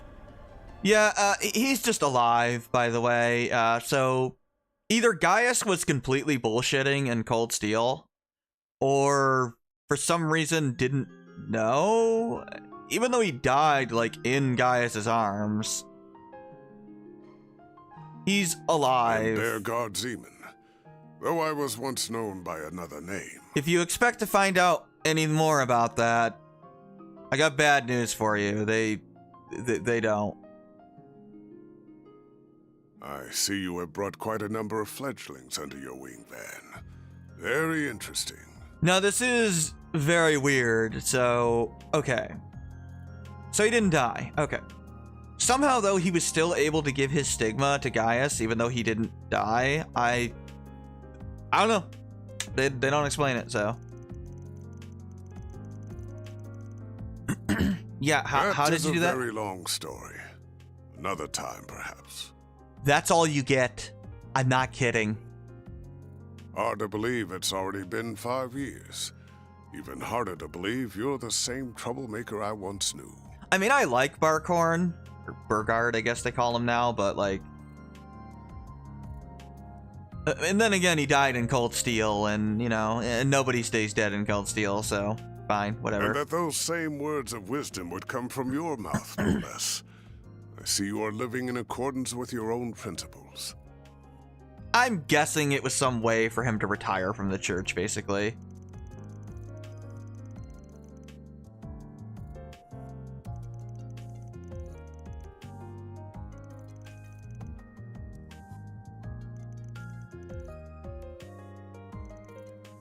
Shove it? Yeah, I guess. We should probably run that ad while I'm thinking about it, because this is a really good moment. And I don't want it to be interrupted. So let's sit here for a few minutes. But yeah, like the thing with Barkhorn is, so if you forgot a recap of his existence here. He's the Roaring Lion, the 8th Dominion of the Church. His whole shtick, he was introduced in 3rd as the Dominion that was sent to Northumbria to investigate the Salt Pale. It's implied that he is the one that brought back the arrow to give to Kevin, which Kevin then used on Weissman.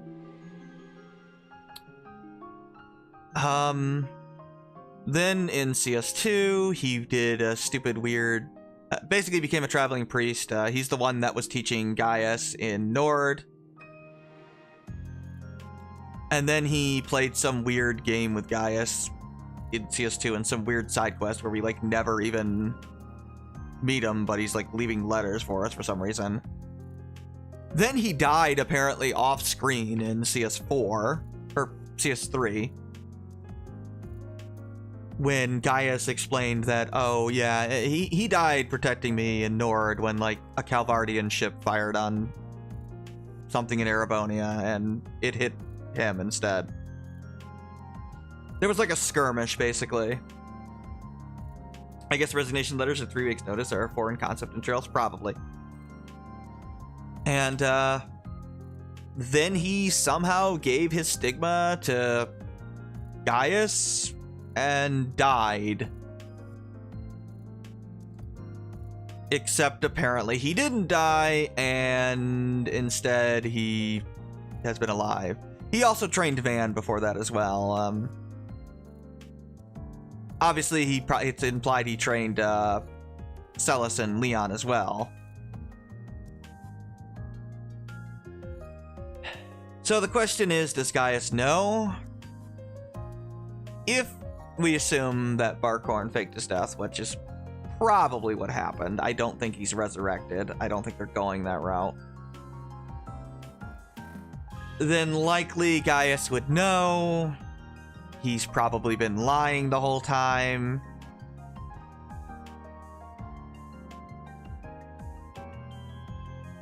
Can you imagine if Celis and Leon find out that Gaius actually just lied about that?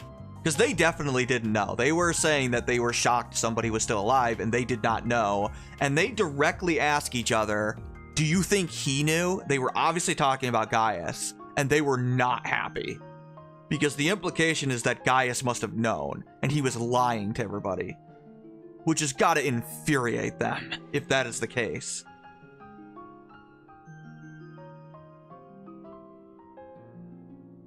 But, yeah. I guess it's been 3 minutes.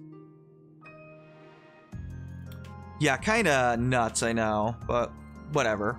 This doesn't bother me too much because we barely even knew Barkhorn, so whatever. And as long as it's not a resurrection, I don't really care. I mean, we didn't actually see him die. Like Gaius just explained to us that this guy we never met personally died, apparently, for him. And I could totally see Gaius lying as a favor to him. Like, that makes logical sense.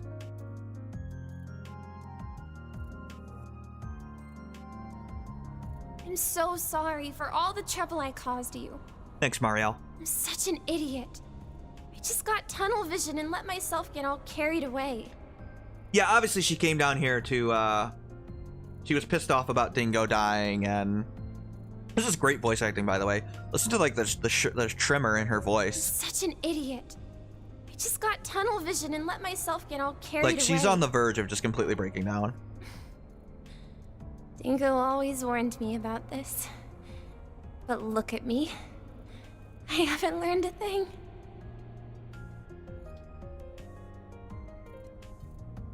Yeah, I like Marielle. She definitely has the potential to be the most developed of the main reporters in the series, just because of what happened with Dingo. Well, I ain't gonna tell you not to push the envelope. That's in a reporter's job description. Obviously, she is actually the Grace of the Ark, as opposed to Dingo.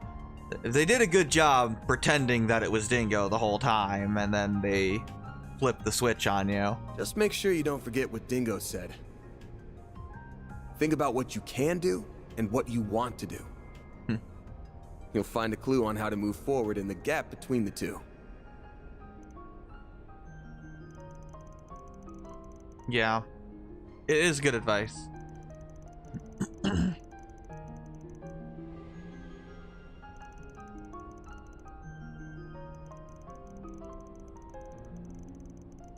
I like Marielle. I feel bad for her.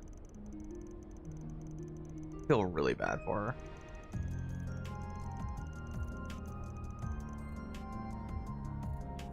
I hope she does more in the future as well. I don't know how much of a contribution I'll be able to make.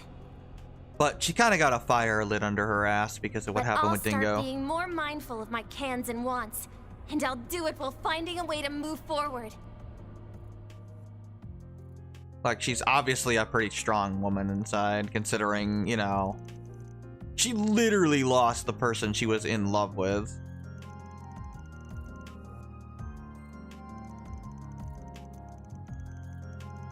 Honestly, in a pretty horrific way, frankly. I mean, to think about it, she's not even going to be able to, like, go to a funeral with a body to bury. That is horrific. Like, there's literally nothing left of him.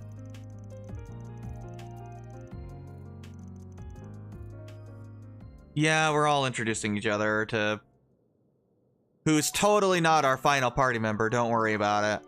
Yeah, he's the last party member. He punches things. Yes, I know, he was a Dominion. You should already have this information, but we're pretending that somehow you didn't play the other games. Yeah, a roaring lion. Replaced by the fledgling phoenix of Gaius. Speaking of pictures, once again, we saw Gaius in the corner name there. Is no longer mine. Flossie was there, Ein. I would ask that you keep that in mind. Those are all the ones that we have revealed, of course. We are still missing a few of them. Thomas, I think, was there too. Let's see, we have Ein, Thomas, Gaius, Celis, Leon, Kevin. We released 6 of them? Yeah, that sounds right. We know 6 of them, so we're still missing half of them. Kind of crazy that we're still missing half of them, but... Oh, Mwazi? Did I say Wazi? We have 7 of them. Okay, we're still missing about half of them, though. A little less, I guess.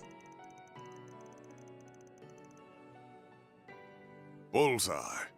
I happen to be acquainted with all of them, including the Grand Prince of Elsheim and Elder Guillen. I mean, this makes sense. He's literally a Dominion. The former president was anxious to make your acquaintance, and I believe meeting him would prove to be beneficial for your future. Though it pains me that a well-intentioned invitation coincided with such a horrific tragedy. Yeah, nobody could have seen anything coming. I know, no voice acting. It's annoying. I'm sorry. I hate it too, believe me.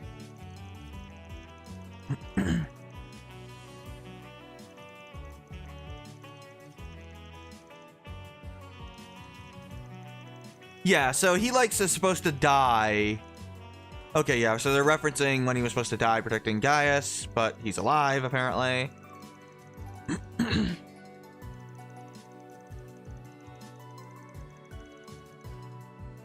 Before I answer, I should note that you were not the only one in the dark.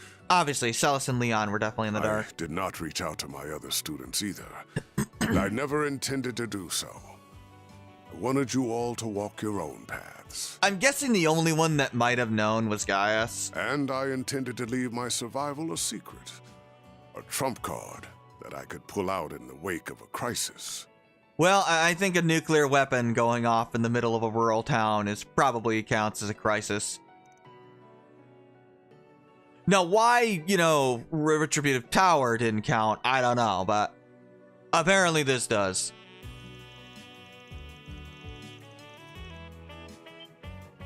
Correct. I have news regarding the Mafia Almata and the assassins of the gardens. Okay. They're evil? I know, I figured that Their out. whereabouts were discovered several hours ago. Oh, okay. Is it in the last town we're going to? Almata's leader and executives, as well as the garden's overseers, have established a new base. And it is located in a city within this very country. I mean, obviously, this is the Calvert What's Arc. more, that information has been passed around to all the major players in this nation. Clearly. Yep. Yes. I imagine they are all preparing to take action at this very moment. They really did piss off everyone. This country's supreme authority is no exception. They have resolved to quell the unfolding chaos. And they will do so by any means necessary, even if that involves fighting one evil with another. Yeah. I mean, they're probably right in this case, even though Agnes is bothered by it, but... I mean, it's Agnes' dad, so she's obviously going to be bothered by it. They're probably building up to some sort of ideological conflict between Agnes and her dad at some point in this arc. I do suspect he's ultimately going to be the main antagonist, but... I actually like Grimheart, so... At least so far. They could ruin him by doing, the Osborn nonsense, but I don't think they will.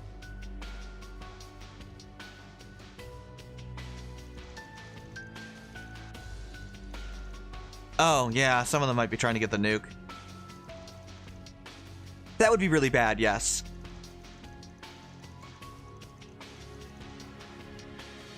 But at the same time, would you really want one of those things? Like, you would piss off the entire world. It's not really a good idea, but someone might be crazy enough to. As it stands, I am effectively dead. If the people of my former home decide to act, I will not join them, nor stand in their way. However, now that the gift of life has been bestowed upon me once more, I intend to honor it by supporting the youths whose futures are so bright. I'm pretty sure he's not meaning that literally. I think he's being figurative there. I don't think he was literally resurrected. And also, to keep them safe from venomous fiends, like these unwanted guests of yours. Okay. Here it comes.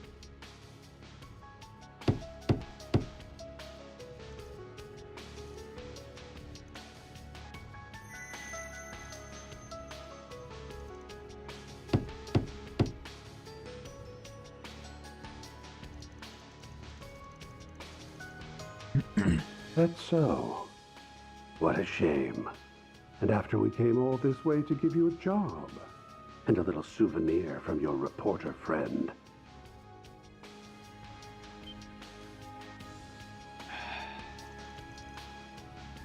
Knew that'd reel you in. Thanks, bud.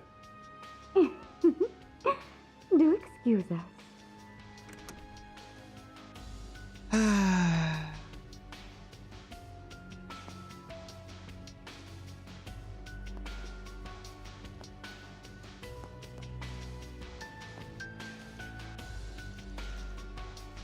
Yeah, it's them from the nightclub in Tharbad. She was in Longley, of course. Oh, you recognized me after all? Yeah, you were the same person. Nice to finally meet you all, ladies and gentlemen of Arkride Solutions. Oh, now there's a face I never thought I'd see again. Oh, neither did I. Tell me, what's a dead man doing out of his coffin?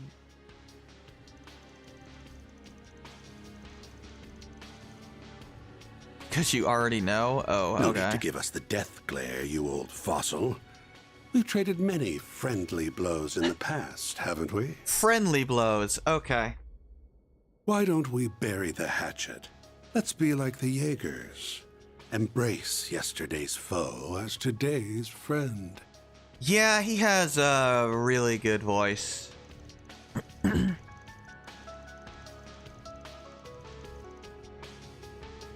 Well, that's because Vita was not very threatening. Sorry, Burgard.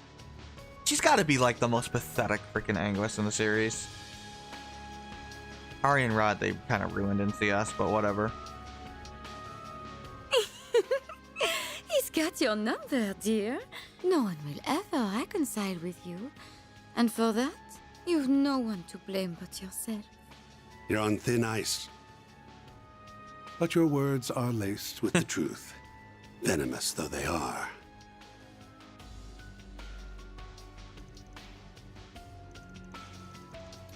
Yep.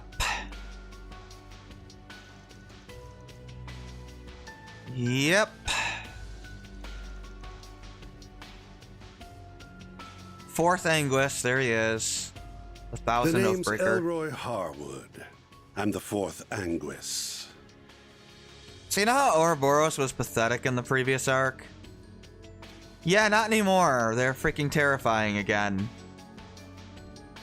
You see, they realized, hey, the manager antagonistic group of the entire series should probably be threatening. Yeah. This guy is fucking terrifying. Like Weissman level terrifying. But you can just call me the Oathbreaker. Everyone does. Yeah, Golden Butterfly. I am enforcer number 3, Lucrezia Isoli. That would make her Empress, or not Empress, it'd make her, Luve was Empress. What is number 3?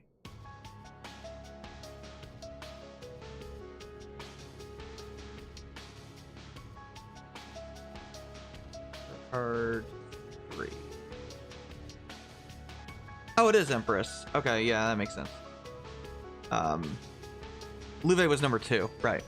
Yeah, she's Empress. Okay. I'm delighted to make your acquaintance, Arkwright Solutions. Luve was Priestess, that's right. So yeah, she's the Empress. So yeah. So, you know, reverse meanings, overindulgence, no boundaries, possessiveness, emotional manipulation. I mean, she's a former assassin, so that fits. Positive meaning would be nurturing, maternal instincts, harmony, beauty, abundance, groundedness, apparently, and creativity. She's, these two are the other that were in the Moonlight Butterfly order that was Sharon was a part of. Oh yeah, you can't smoke in here. Now? Very well. I promise I won't smoke in here.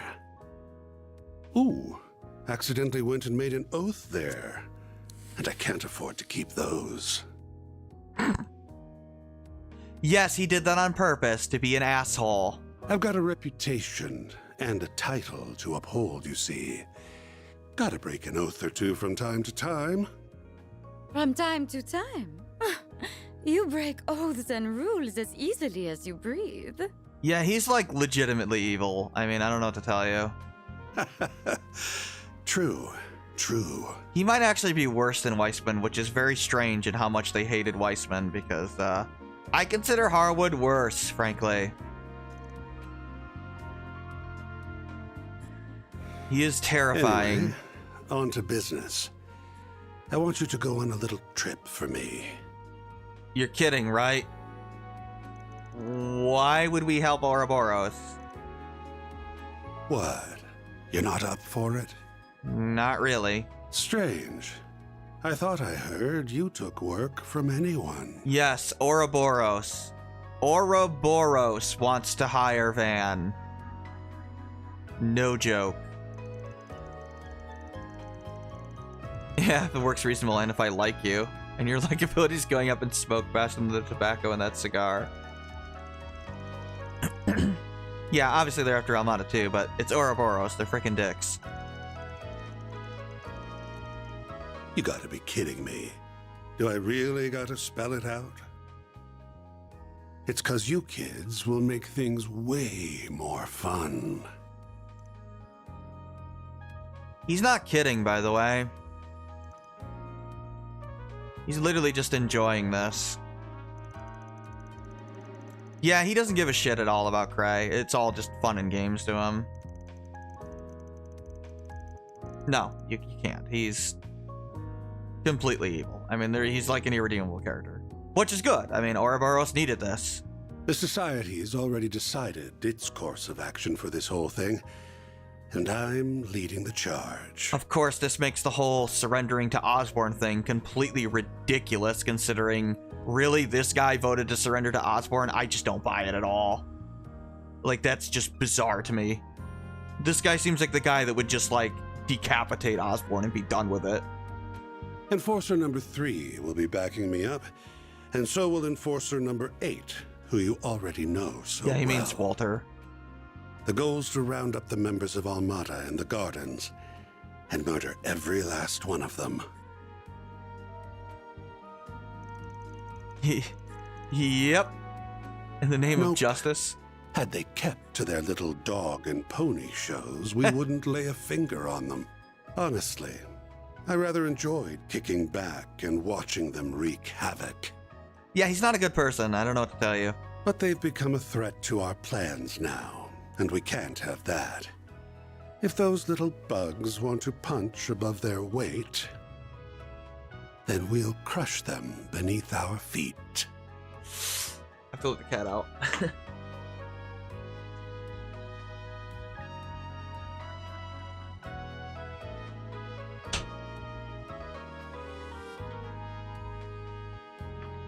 Yeah. She was sleeping on the chair, so. Had the door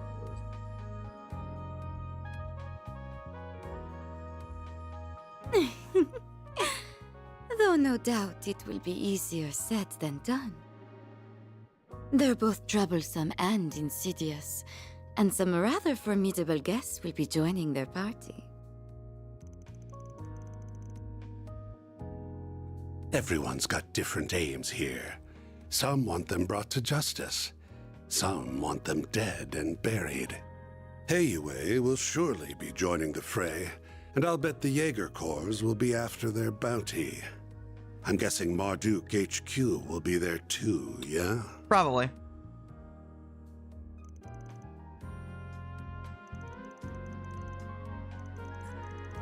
Oh yeah, Grosritter, Guild. And basically everyone's going after Almata, including Ouroboros. All right. You got students in other parts of the church, not just the Grosritter. I'm assuming he means the Papa Things Guard. are gonna get interesting then. Must be tough being a master. I don't envy you. Regardless, that should serve as the basic overview of the situation. Almata and the Gardens will not Lucrezia be is the a really only cool name, sources though. of mischief in that city. Yeah, I know. It was like obvious he was the golden butterfly. I mean, she literally wears freaking golden butterflies. One wrong move and the whole affair could turn into an indiscriminate bloodbath. So someone ought to keep an eye on the little guys, don't you think? Yeah. Yeah, they're pretty horrible people, Aaron. Lucrezia is not Sharon. Harwood is not Vita. He is a terrible person, and honestly, so is she.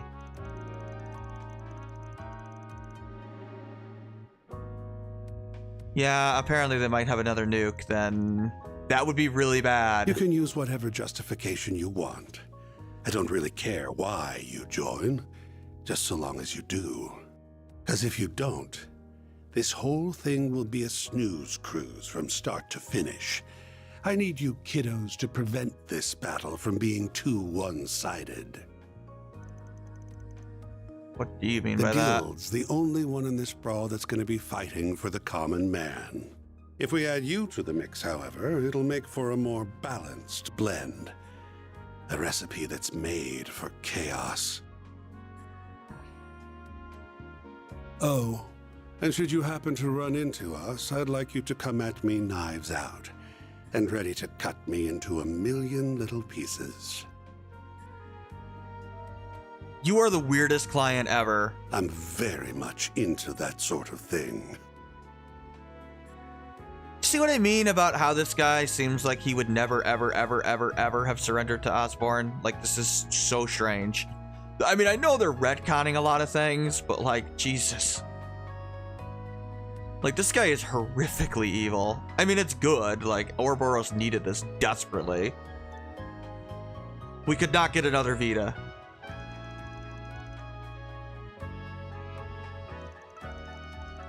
Like, Ouroboros needed to be scary again, and they are scary again.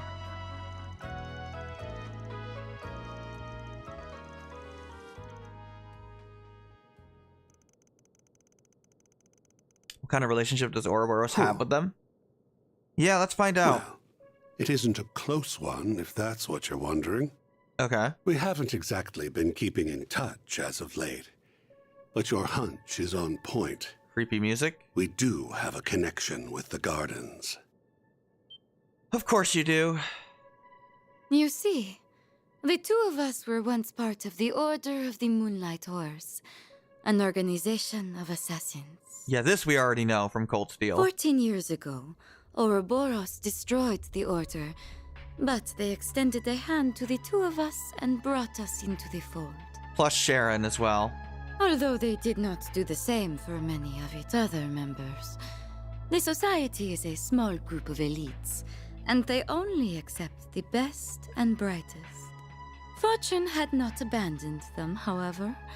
Shortly after, another villainous group was nearly wiped out in a major operation. My companion here herded the lost sheep of both groups and let them form their own flock. Yeah, we can blame Harwood for basically all of this. Huh. Has it already been 14 years? Time sure flies when you're having fun. And the Society has offered me a wealth of entertainment.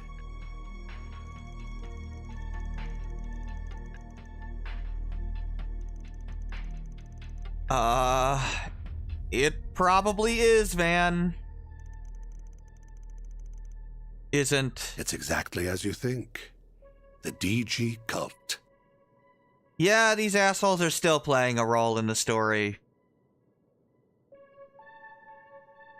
At least they never ever try to redeem the DG cult. You know the ones. The devil worshippers that spread chaos across the Republic and the continent as a whole. So, yeah. Catra has a nice reaction to that.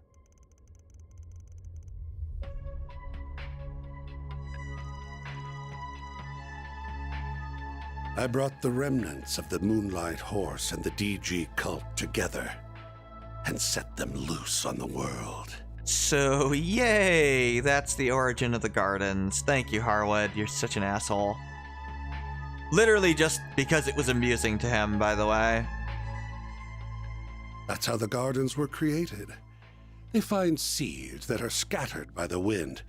The upper left is the Emperor. Fresh assassins that are ripe for the picking.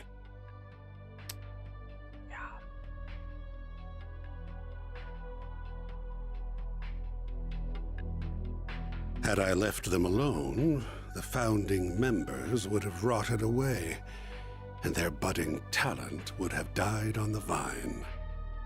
Oh, what a shame that would have been. But by mixing the leftovers of the cult and the order, I created a chemical reaction more potent than my wildest imagination could have conjured. So, yeah, more evil than, Weissman. Yeah, I'm sorry, like, this guy is nuts. I gave that one domino a little push, and look at all the tragedies and pain that befell the world. An entire town was nuked and everybody there was murdered, you fucking asshole.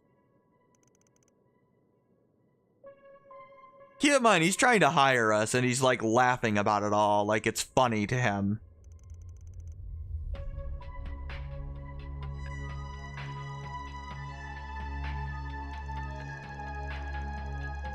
Yeah, he is a complete monster and completely irredeemable. Can't say you're wrong.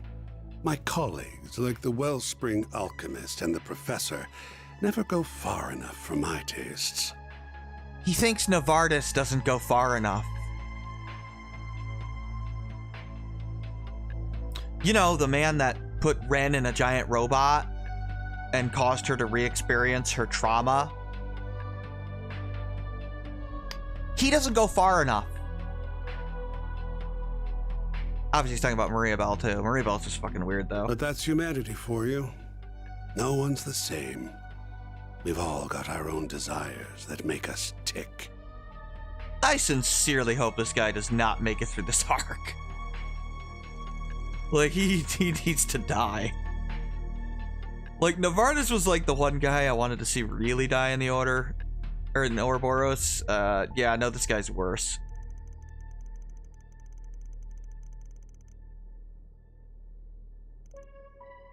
And the unfortunate thing is we really do have bigger fish to fry. Which is why he's able to do this and just completely laugh in our faces about, you know, an entire town effectively being genocided. Because what are we gonna do? Like, say no to him? Like, we really can't, and he knows this.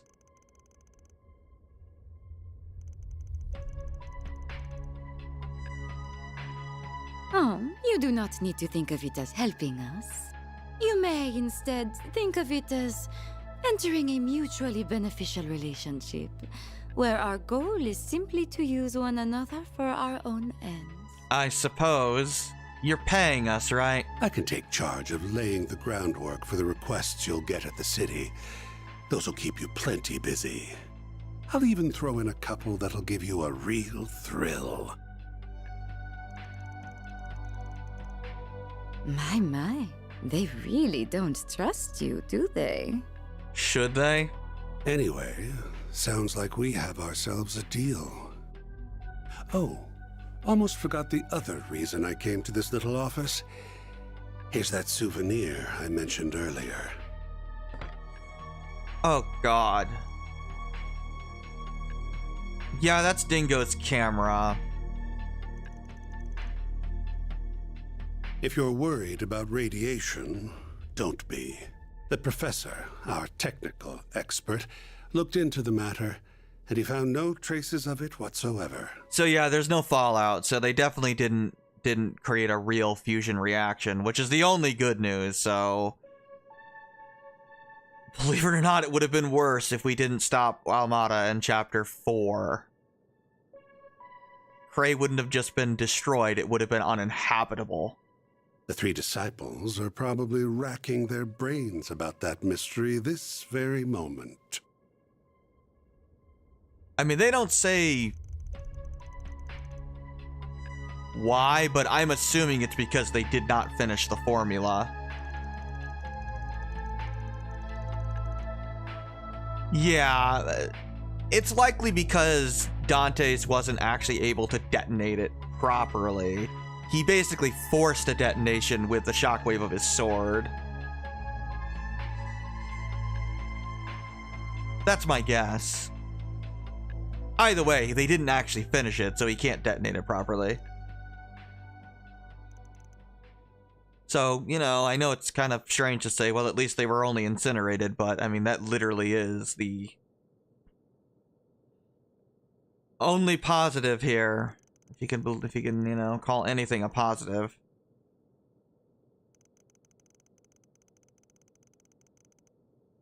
I'm guessing teleportation, Van. Jeez. Ooh, scary.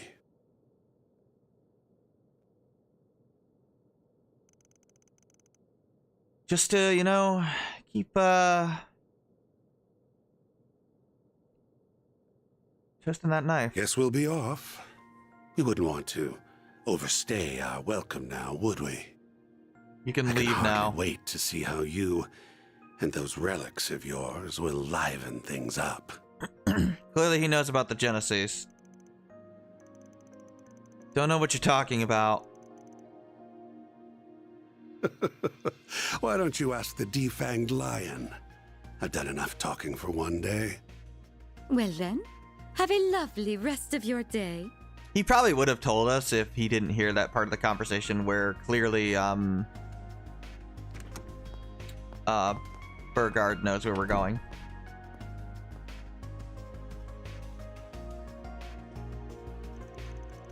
I mean, I already said it earlier on accident, but whatever, it's not a big deal.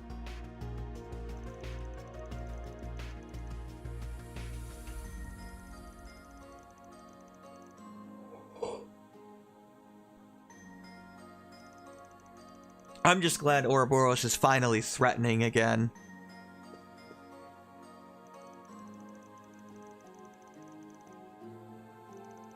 Are you insane, Van?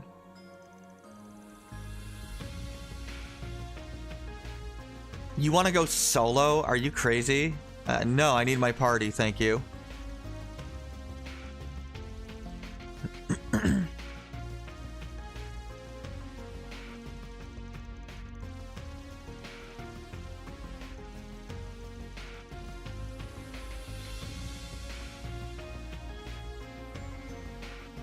Yeah, they're all pissed. I like how Katra is literally just ignoring him, by the way.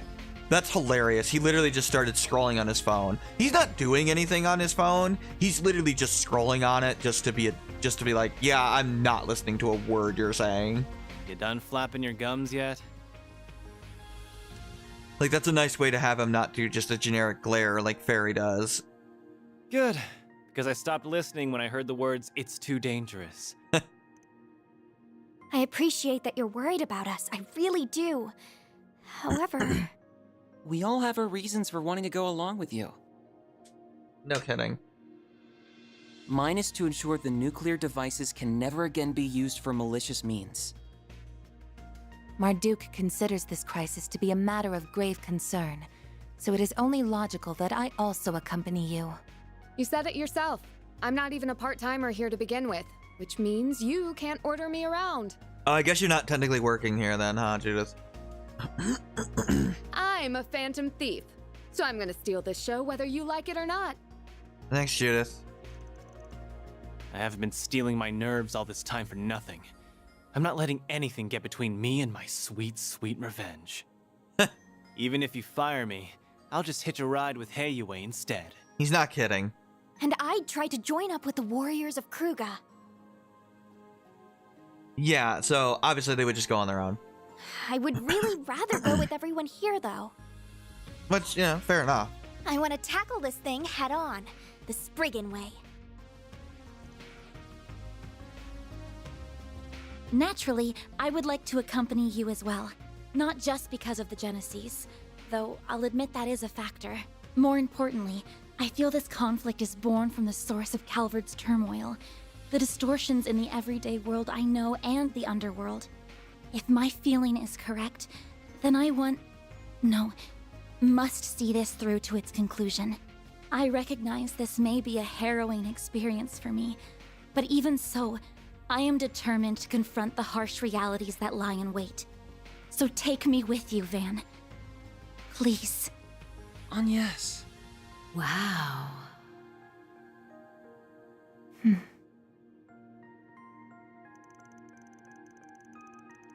Yeah, pretty much. Yeah, I mean, you gotta listen to him.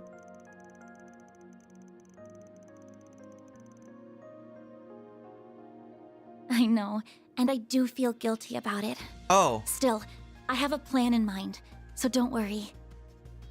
Anya's is really just skipping school this time. Oh, they don't even try about her coming with an excuse. She's just literally skipping school. Starting to think I'm a bad influence. Probably Van, but that's okay.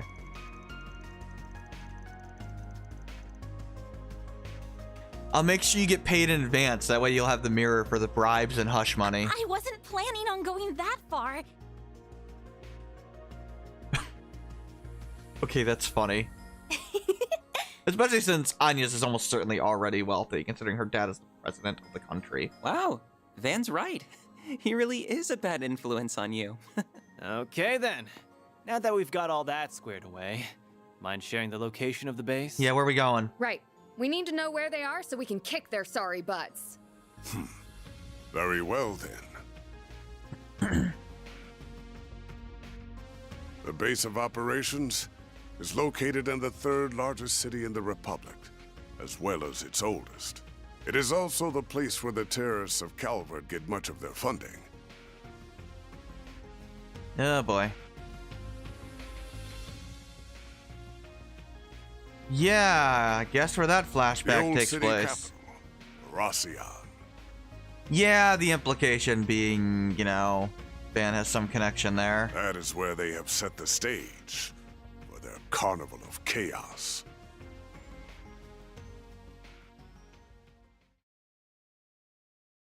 Yeah, shit kind of hit the fan.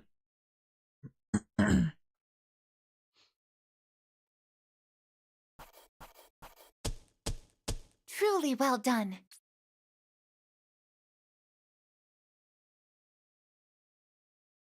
There, God's demon.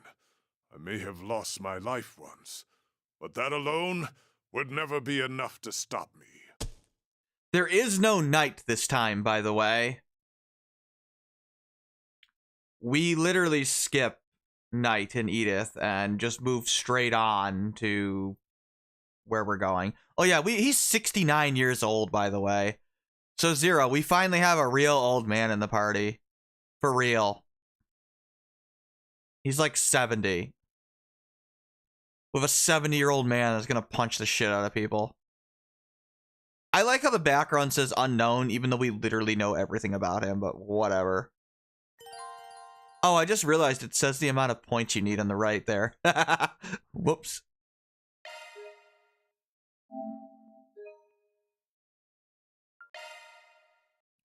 Well, we'll go into Rossian, I guess.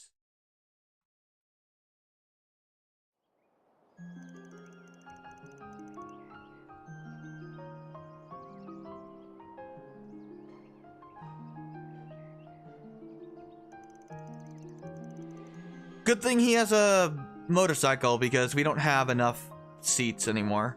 We're actually out of seats. Oh yeah, Mariel's going there too, but we literally don't have room for her in the car, so she's going there with the guild.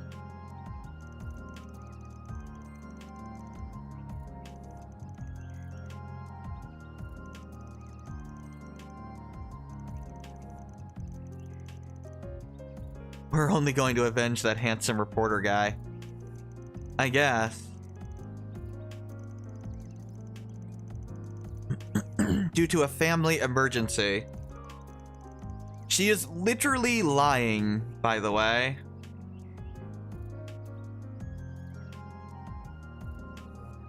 Yeah, Anya's has definitely changed a lot. She's actually taking advantage of who her dad is right now, which is hilarious to me. I mean, I like it. I mean, Anya's is kind of, you know, starting to realize that sometimes you do have to bend the rules in order to do the right thing. Nobody can blame her. Yeah, it's the correct thing to do, is, you know, bad as it is. Miss Perfect's gonna turn into Miss Delinquent before we know it. As long as she doesn't sink to Van's level, she'll be fine. I'm literally standing right here. Yeah, we bicker a lot. Oh, Ren. Ren knows, and she's actually also going to Rossian with the guild. So yeah, she is also going to be there.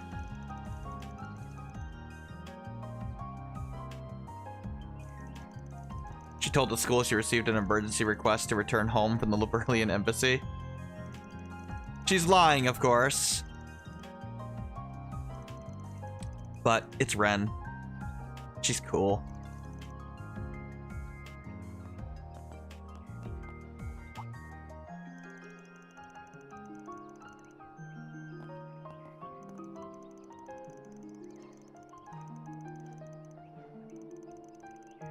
Going with them to assess the location for my next film. Yeah, that's it. Sure, hope that goes well. Oh, where's Yume? Oh, she's asleep, I guess.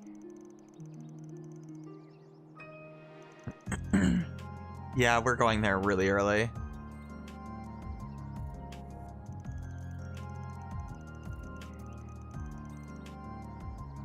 Well, you know. Could be bad, basically.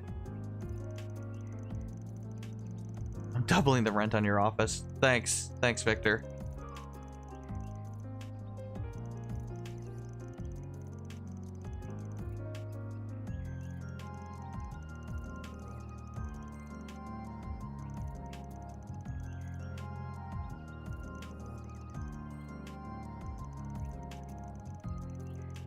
Another round of chess.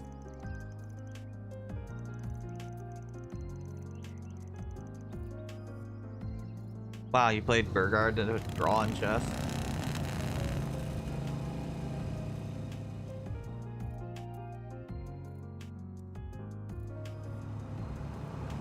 Wait!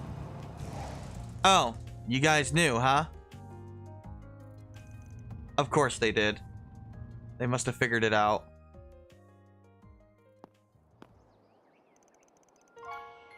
Ren texted us. She said the two of you will be absent for the next 3 days. As soon as I got her message, I woke up Odette, and we called a cab and got here as fast as possible. It's nice that they're not stupid. They understand that, yeah, they're lying about something. Most trains aren't running at this hour, so that was really our only option. Now then. They took a taxi. Where exactly are you going this early, hmm? Off on another thrilling adventure with that scoundrel and his shady entourage? Pretty much, yeah. If you keep throwing yourself into danger, one day you'll wind up getting hurt. Or worse.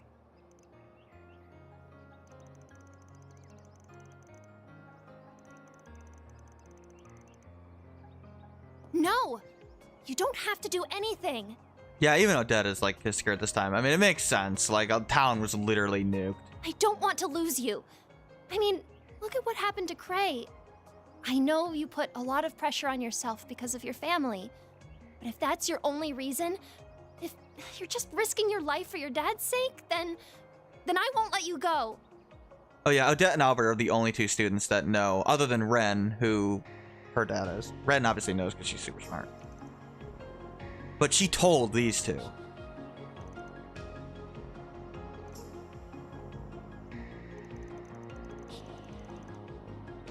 In part because of Dad, but not her only reason. Anya's really should have been voiced here, but whatever. She's becoming street smart, basically.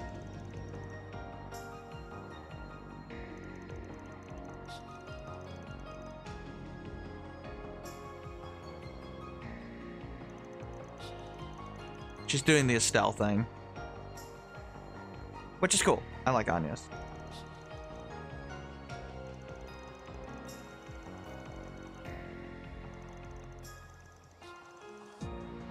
For myself. On yes.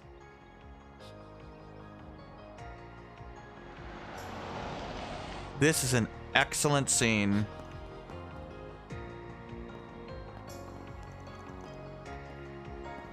You're certainly up bright and Hey, early. Renee. About to depart, I take it?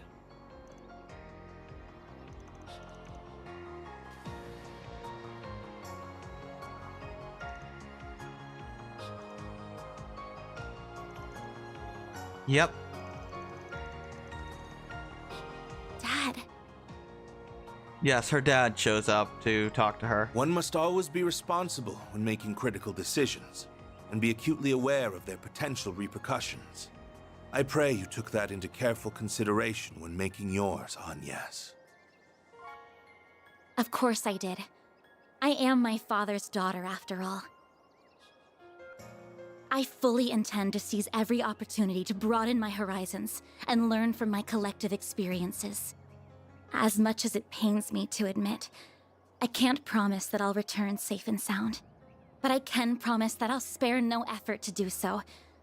The last thing I want is to sadden you and the friends I love so dearly. Yeah, even though the relationship is strained, they still care about each other. Hon, yes. Very well. Make the most of your connections while you're away. The CID is at your beck and call. This is definitely a response to, you know, the criticisms about Irina and Osborne, frankly. Like, they never showed any amount of affection for their children. Ever.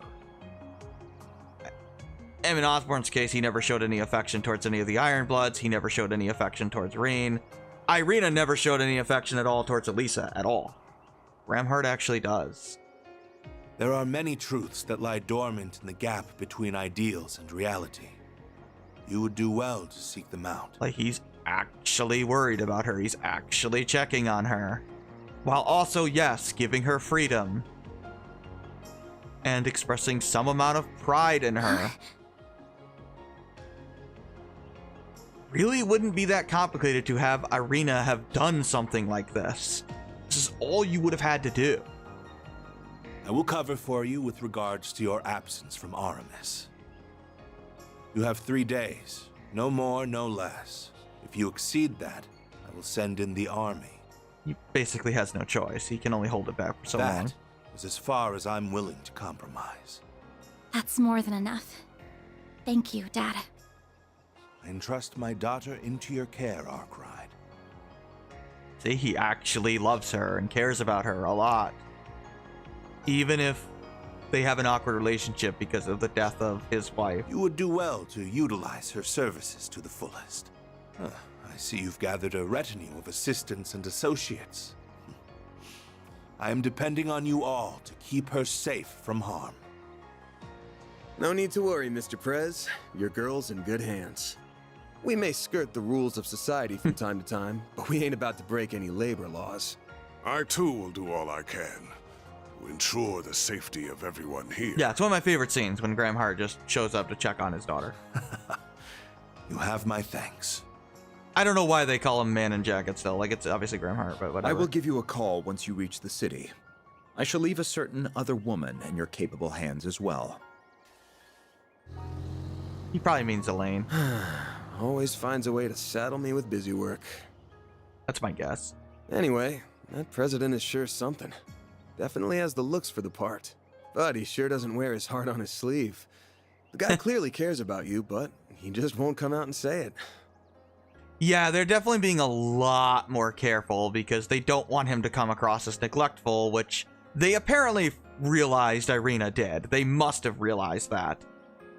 Because they are completely changing how they frame Graham Hart with respect to Anya's.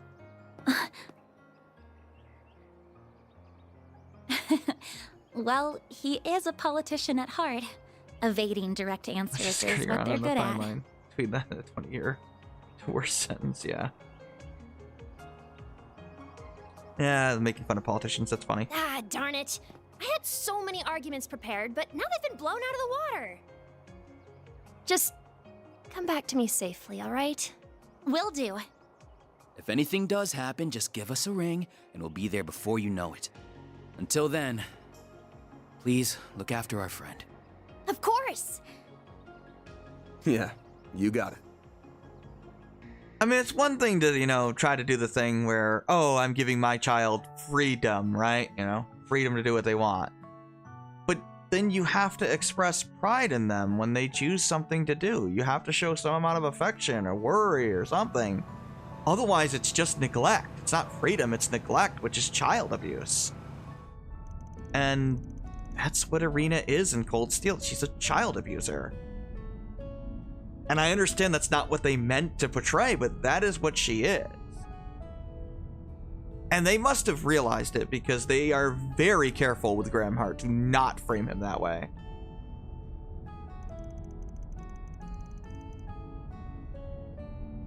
So yeah, obviously when he was acting cold towards her about the whole, you can do whatever you want, just make sure it doesn't come back on me or your mother. You know, her mother's dead, but that wasn't him being cold. That's him saying, hey, don't cause a scandal because that's going to be bad for both of us, given my position, basically. And hers, frankly.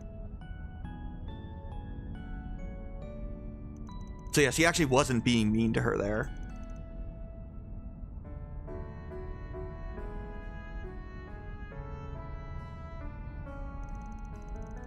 Yeah, her real name is Agnes Gramhart, obviously.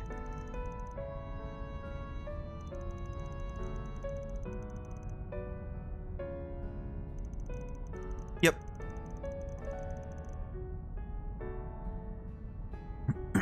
Yeah, it allows her to have freedom, basically. Yeah, it's her mother's maiden name. I don't know why they're like, you don't have to tell us your real name, even though her real name is obviously Agnes Gramhart. I don't know why. Like, she obviously has the same last name as her dad. I mean, I guess Van's just saying there's no reason for you to tell us. Like, it's obvious, we know. Yeah, Claudel is just her mother's maiden name. It's not her actual last name.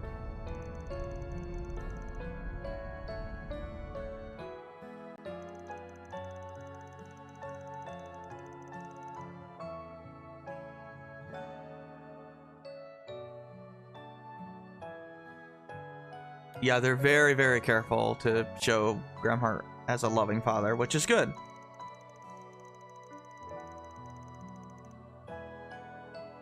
Even if they're strained because of, you know, his wife's death, her mom's death. Yeah, and then he won the election unexpectedly. It's really busy and barely has time for her, frankly. And clearly she does not necessarily agree with his political decisions either. But they still love each other. And I actually buy it, unlike, you know, Elisa and Irina. Since Elisa has no reason whatsoever to care for her mother whatsoever. There's literally no reason for her to respect her mom in any way. It's bizarre.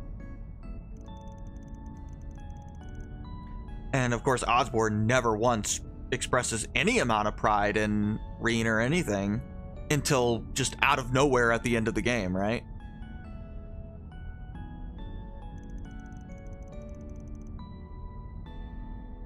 And no, a couple of flashbacks when he was the literal baby that can't freaking remember anything doesn't do anything for me.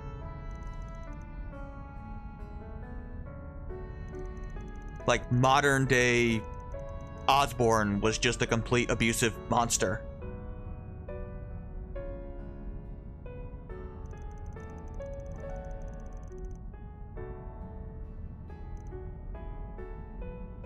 Whereas Gramhart is not. Like, even in modern day, despite the strained relationship, he's... The fact that he actually came out to check on her, to just say, hey, you know, look after my daughter, please. Like, that's all you would have had to have Irina do, literally. That's it. That's all you would have had to have her do. Just show some amount of pride or some amount of affection. But I'm glad they realized they fucked up with Irina, because I don't discriminate, so your parents aren't a problem for me. Thanks, man. It's nice that they realized it was a problem. And that it was just frankly bad writing.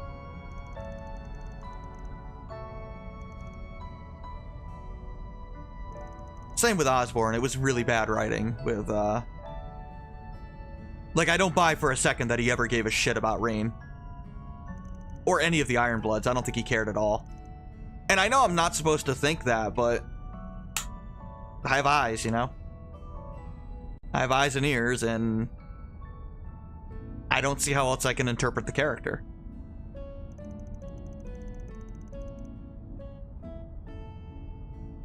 never even helps Reen a single time.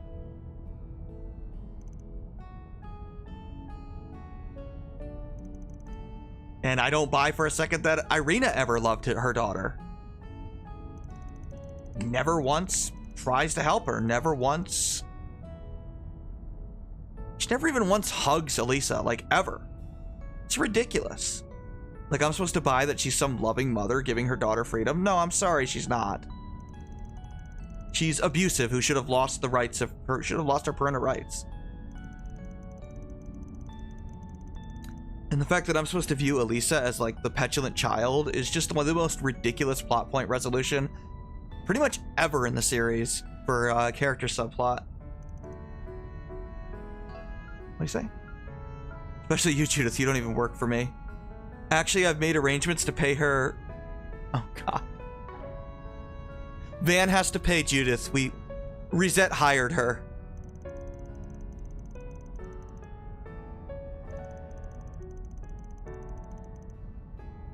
Which is hilarious because Judith is literally rich.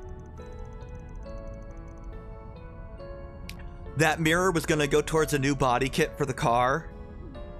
Are you serious, man? Are you serious? I just love the glares. Still, dude. This dude only cares about the 3 C's. Cars, confections, and communal paths. If I ever end up like him, please smack me upside the head. Gotta keep him on a shorter leash, I guess.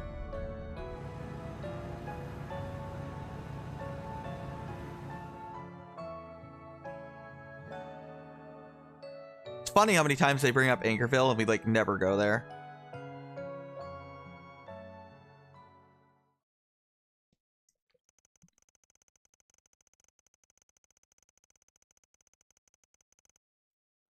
Oh yeah, the whole country is basically shut down. I mean, we do stop in Anchorville. They could have done something there, but they obviously didn't want to design the town, so oh well. We just drive through it again.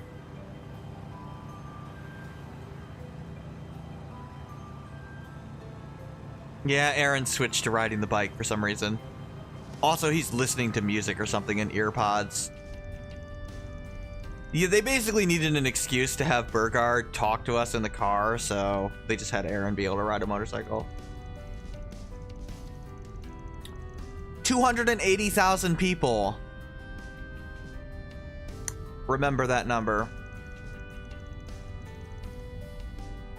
Yeah, Longport has 550,000. The capital is 800,000. That's Edith. But 280,000 is still a lot. Not as much as Crossbell. Crossbell has 500,000. I think Heimdall's 800,000 as well. But, you know, almost 300,000 people is a big city.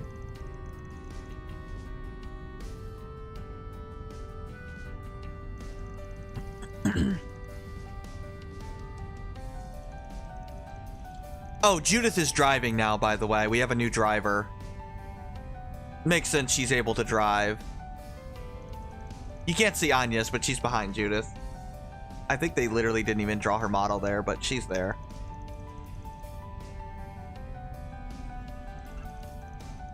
Grodsritter, Poppelgard, yep.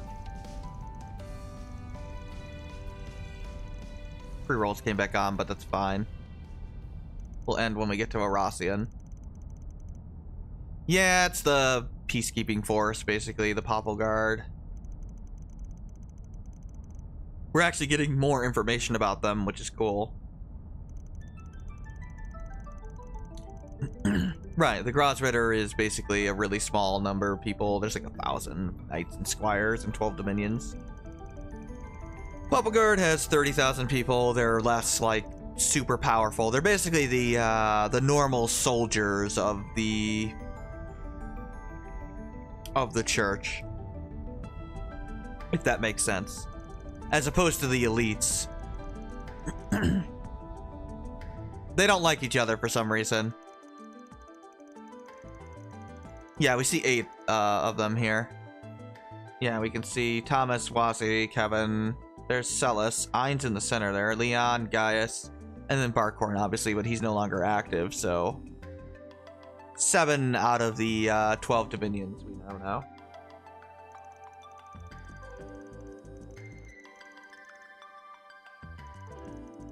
Yeah, they literally just draw Gaius here, so there you go.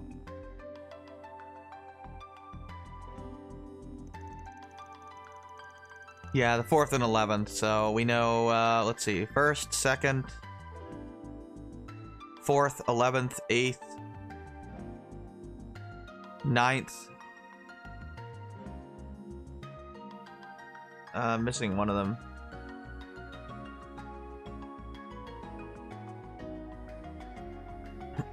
I don't remember.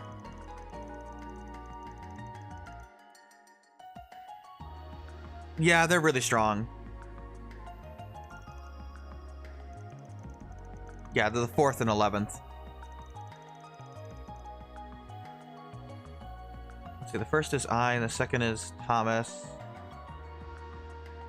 5th is Kevin. 4th is Celis. 11th is Leon. Wazi's the 9th.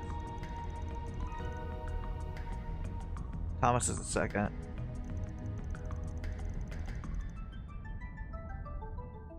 Yeah, these, he's the 2nd in command of the Papal Guard, basically. I'm missing Gaius? Oh yeah, I am missing Gaius. He's the 8th. He doesn't stand out very much. I mean, he doesn't, but yeah, he's the 8th. Burgard used to be the 8th. Yeah, Ashlad, he's just a normal soldier, basically. Kind of funny, but he's literally just a normal soldier.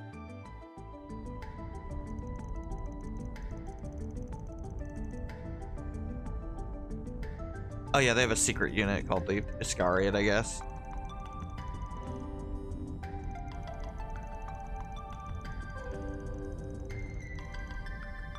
Of course, the Grosritter wants to,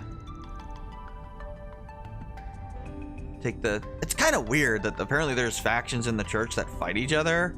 Like the Iscariot want to destroy the artifacts and the Grosritter want to recover them for some reason. I don't know. Oh, yeah. I mean, I'm sure they branded Almata as heretics. Obviously. I have no idea how Aaron is hearing this conversation, by the way. The windows are up. He's literally on a motorcycle driving, like, away from the car. I think they forgot that he's not in the car. Which is funny because they have him with the glasses on, the goggles, but... I mean, the windows are not open. Like, he should not be hearing this conversation. He's not wearing a headset. I know he's got earpieces on, but I think that's for... It sounded like he was listening to music. And even then, the only person that's wearing a headset is Reset. So I have no idea. I guess, maybe. Maybe the car is... They're talking and the car is, like, transmitting it to him or something on the radio.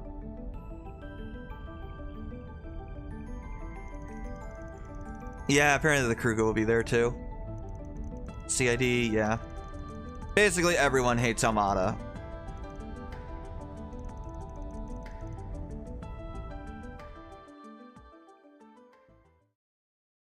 You can make phone calls in most modern cars. Yes, I know. This is about when the branches. But I don't think it's gonna get to it today. But welcome to Erosian, one of the coolest cities in the game, I guess.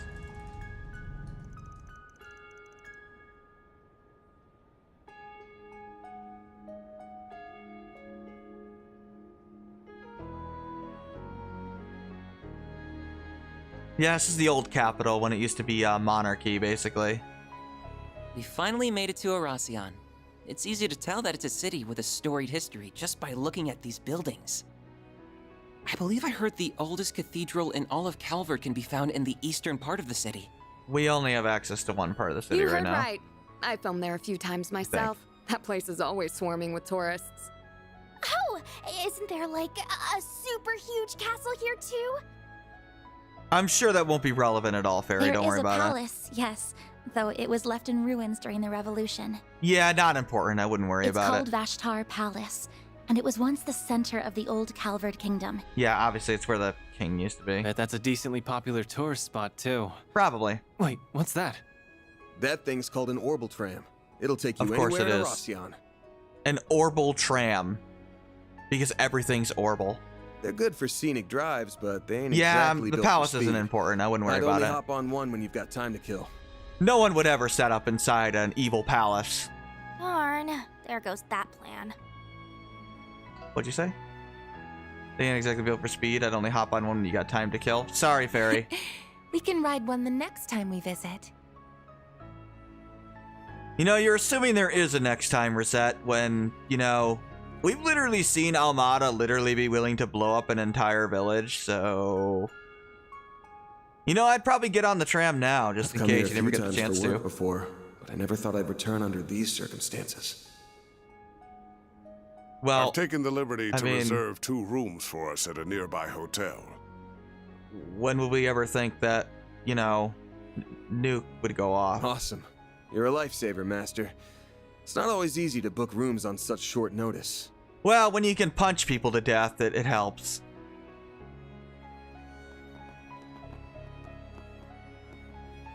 You're gonna act like a tourist, aren't you, Fairy? Yeah, pretty much.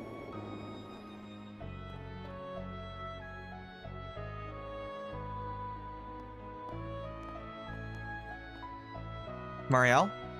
So the Mafia's new base is somewhere in this city. We'll dig those cowards out of whatever hole they're hiding in. Let's drop by the local branch first, though. We should get our ducks in a row and secure manpower before making a move. Good thinking. Better to act with caution than with reckless abandon.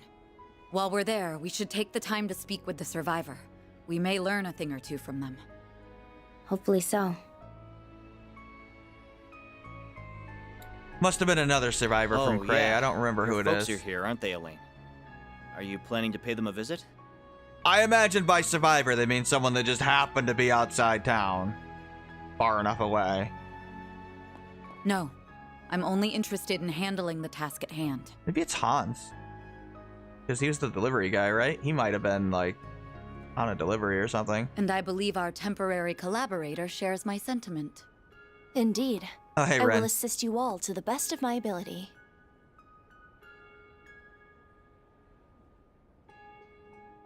Hey, Yue. That looked like Hey, Yue and me. Oh, it is, yeah. Hey, Sal. I've just confirmed that the top dogs Oh. of the guild and our young friends have entered the scene. I see you in the corner there, Risha. Don't think I don't see you.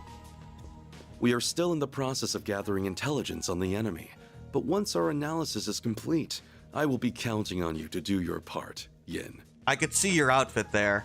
Naturally. Just so we are clear, though, I'm not a part of Heiyue, and I'm not doing this for you. Man, you make freaking Agnes's breast look normal, Risha. What the hell? How do you not fall over? Like, by the time we're done with this series, they're just gonna be like, they're literally gonna need like separate hard drives for your freaking breasts or something. It's gonna like break the physics or something completely. However, I agree that we must do something about that weapon. It's a threat not only to the people of Calvert, but to the rest of the world as well. Your breasts are so big, your hands are clipping through them. Why, Risha? Also, why do you have the mask on again? I don't understand. Somehow nobody knows she's Risha anymore. I And don't I know. will do everything within my power to protect both my former home and my new one. It's kind of funny that she's just suddenly wearing that mask. Oh yeah, Cosm's here, being stoic and weird as always. Oh, there's the Grossritter. Yeah, they're here. Damn. Guess the so-called strongest guy who ever lived is joining the fun. Yeah, apparently Qasim's like the strongest character in the series or something. Out of nowhere, but whatever. Just accept it. Just accept that he could apparently raffle stomp McBurn. Indeed. And it appears our friends from our very own Shadow Legion Happens are here every as arc. well. I'm sure in the next arc there will be another strongest person that lived. Oh, there's the Iscariot.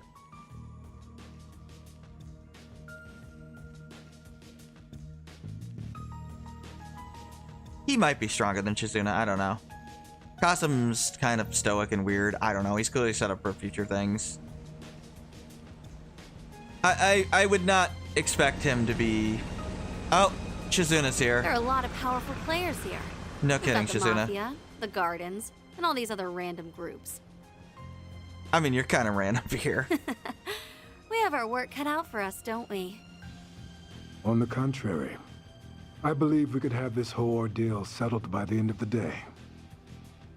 You have way too much optimism, Kurogane. Like, I know there's like super powerful people here, but like, these people have literally nuked a village, so yeah. But I assume you wish to use this rare opportunity to determine what direction this continent is headed. Sure. Yep. Plus, I'll bet there's gonna be a lot of fun surprises by the end. So we should let this show run its course.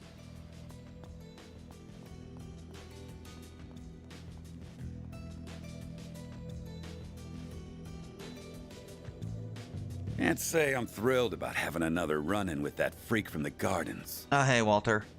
You don't like Melchior? I mean, nobody does. But I'm still psyched as hell for this thing. That Dante's guy sure knows how to throw a party.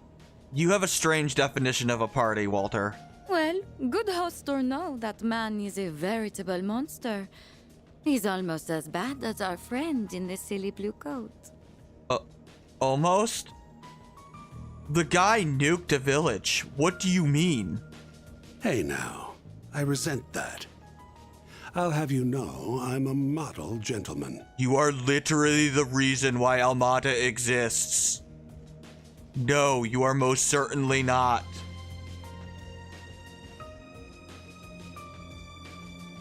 In its current One thing's form, for anyway. certain, though. This is going to be a festival to remember.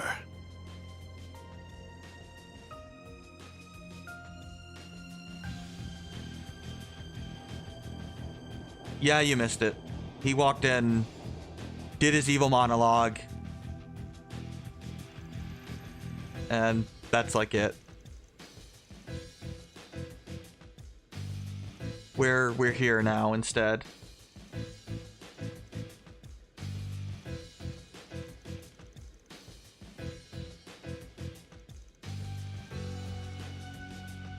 Yeah. Who's calling us? I see Oh, you have arrived Kincaid. safely in the city. You were nearly on time as well. I'm impressed. Set up hidden cameras or something, dude? What's We're up, still Renee? ascertaining the names and numbers of the enemy, but I have learned which organizations are there at present. Okay. First, the Bracer Guild's Edith branch turned up shortly after you. And they Okay. were joined by some capable bracers from elsewhere. Makes sense. Then we confirmed the arrival of Heiyu Wei's White Orchid Dragon and Yin. And they likely have a large number of Shangsho accompanying them. A few Jaeger Corps have joined the Right. fray as well. The warriors of Kruga and Eisenshield included. Okay. Plus, of course, The church sent 2 Shizuna members of the Grossritter, group. as well as elite members of Iscariot. Right. Ikaruga and Marduk were also dispatched to Erasion by their Yeah. clients. Ikaruga, that's Shizuna's group. Oh, and your clients are there too. They are likely lurking in the Ouroboros. shadows as we speak. That's all I have. I shall leave the rest in your capable hands. I must turn my attention to the mountain of tasks that await me.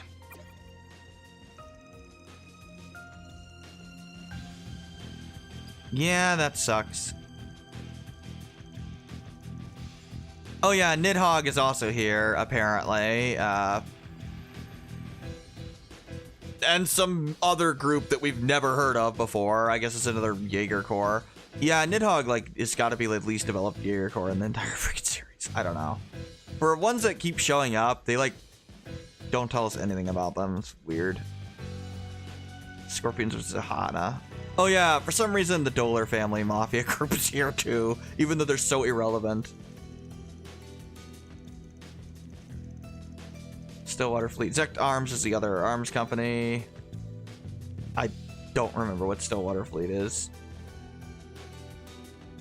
Some sort of company, I think. Or other group or something. Basically, everybody that's either relevant or pretending to be relevant is here. Yeah, Shizuna's here.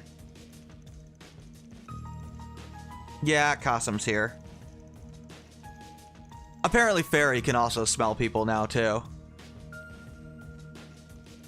Sensing people is just a thing. It's so funny to me. I don't know, what are they plotting? Why would they do that when they pissed off everybody?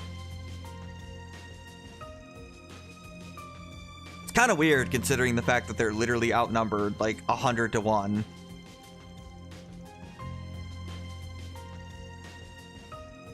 I mean, what exactly are they expecting?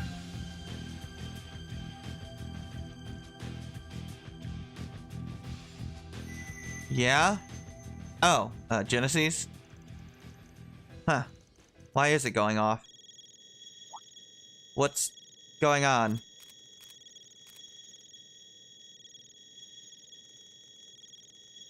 Okay, answer it. Oh, hi. Greetings, my friends. I thank you all for taking time out of your very busy schedules to come here today. ASMR voice is here. My name is Gerard Dantes. I am the head of Almata, as well as the man you seek to destroy. No, he's not. I am thrilled to announce that every one of our invitees are in attendance. No doubt you all were brought here under different circumstances, but your end goals are the same. To lead us off in chains, or lead us to an early grave. His voice is amazing. We thought about simply settling this with an all-out war, but the collateral damage would no doubt be immense. As if you care about that. And we would never involve innocent civilians in our bloodshed. At least not without an explicit purpose. What an asshole. He says this knowing he nuked a village, so then he specifies... I mean, not unless I wanted to. What an asshole.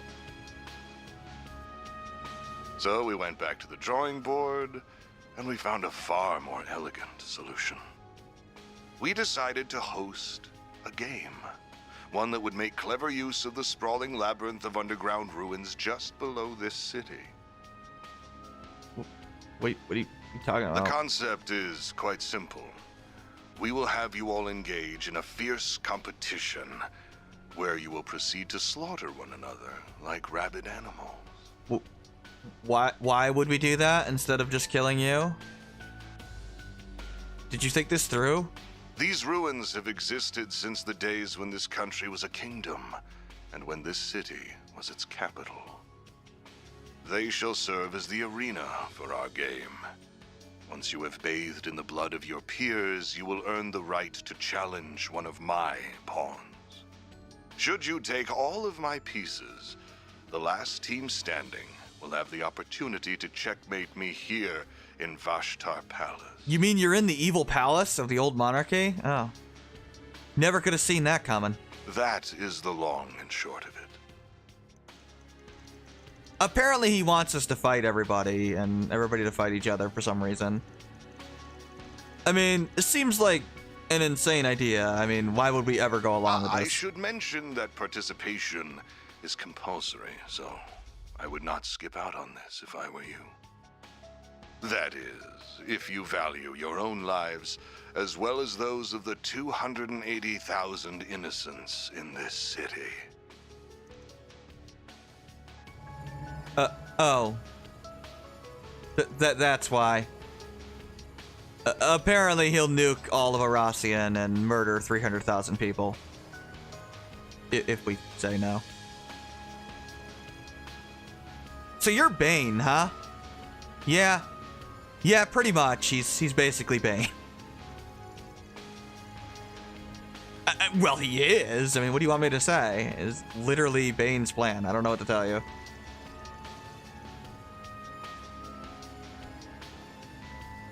I trust that an explanation of this device's capabilities is unnecessary. So you literally nuked Creil just so everybody would know what that thing could do? Yeah, pretty much. He's kind of a complete monster. This game has a number of rules that govern participation, the evacuation of civilians, and other such matters. Should anyone break the rules, the device will instantly detonate, sending everyone straight to the afterlife, whether that be heaven or Gehenna. Rule violations will be assessed on a case-by-case basis by an impartial surveillance system, which is run by this relic. 6 Genesis, of course.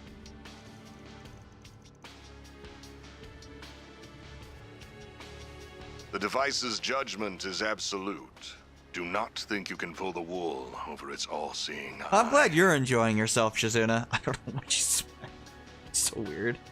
Should you wish to face me in battle, you must eliminate the other teams and conquer the game. It really is that simple. I do hope you will enjoy this carnival that we have dutifully prepared. Of course, Harwood is enjoying this. Because of course he is. Yeah. Ah, and there's the noon bell. The game's first round will begin exactly 2 hours from now. Each team has been assigned an entrance to the labyrinth. We will send each of you a map with their locations momentarily. Once you arrive, you will need to search for a key card that we hid near your respective entrances. And that about covers our overview. I look forward to seeing who I will fight at the end of these thrilling 3 days.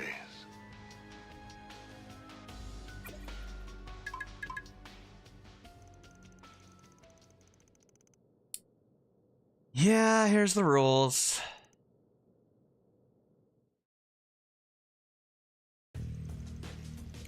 Yep, ends at 11:59 on November 22nd. There's a time limit. It won't take too long. Everybody dies. Try to leave. Everyone dies. Bring in reinforcements from the outside. Everyone dies. Leak any information. Everyone dies. Trying to cheat and go to Vashtar Palace directly. Everyone dies. And considering what they did to Creil, they're obviously not joking. This is not a bluff.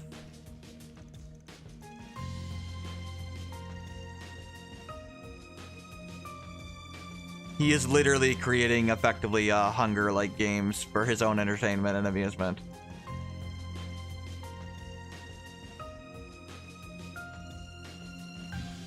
And considering he has a nuclear weapon ready to go off and destroy the whole city, there really is no option but to do what he says. No, they can teleport.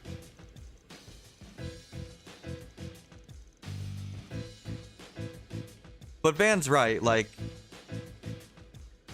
I mean, Dante's literally said, might die from it, but who cares?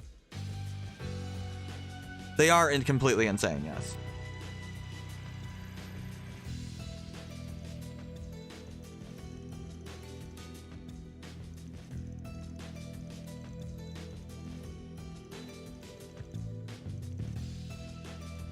Yeah, let's go investigate.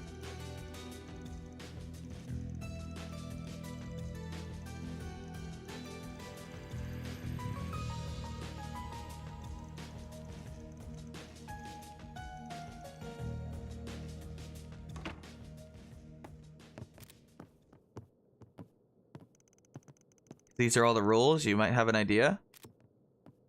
Van is very good at thinking outside the box, so that's good. Alright, that is good. So, yeah,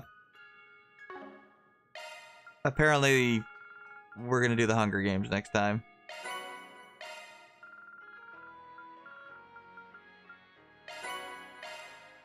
So yeah, thanks for hanging out, and I will be back next week for chapter 5.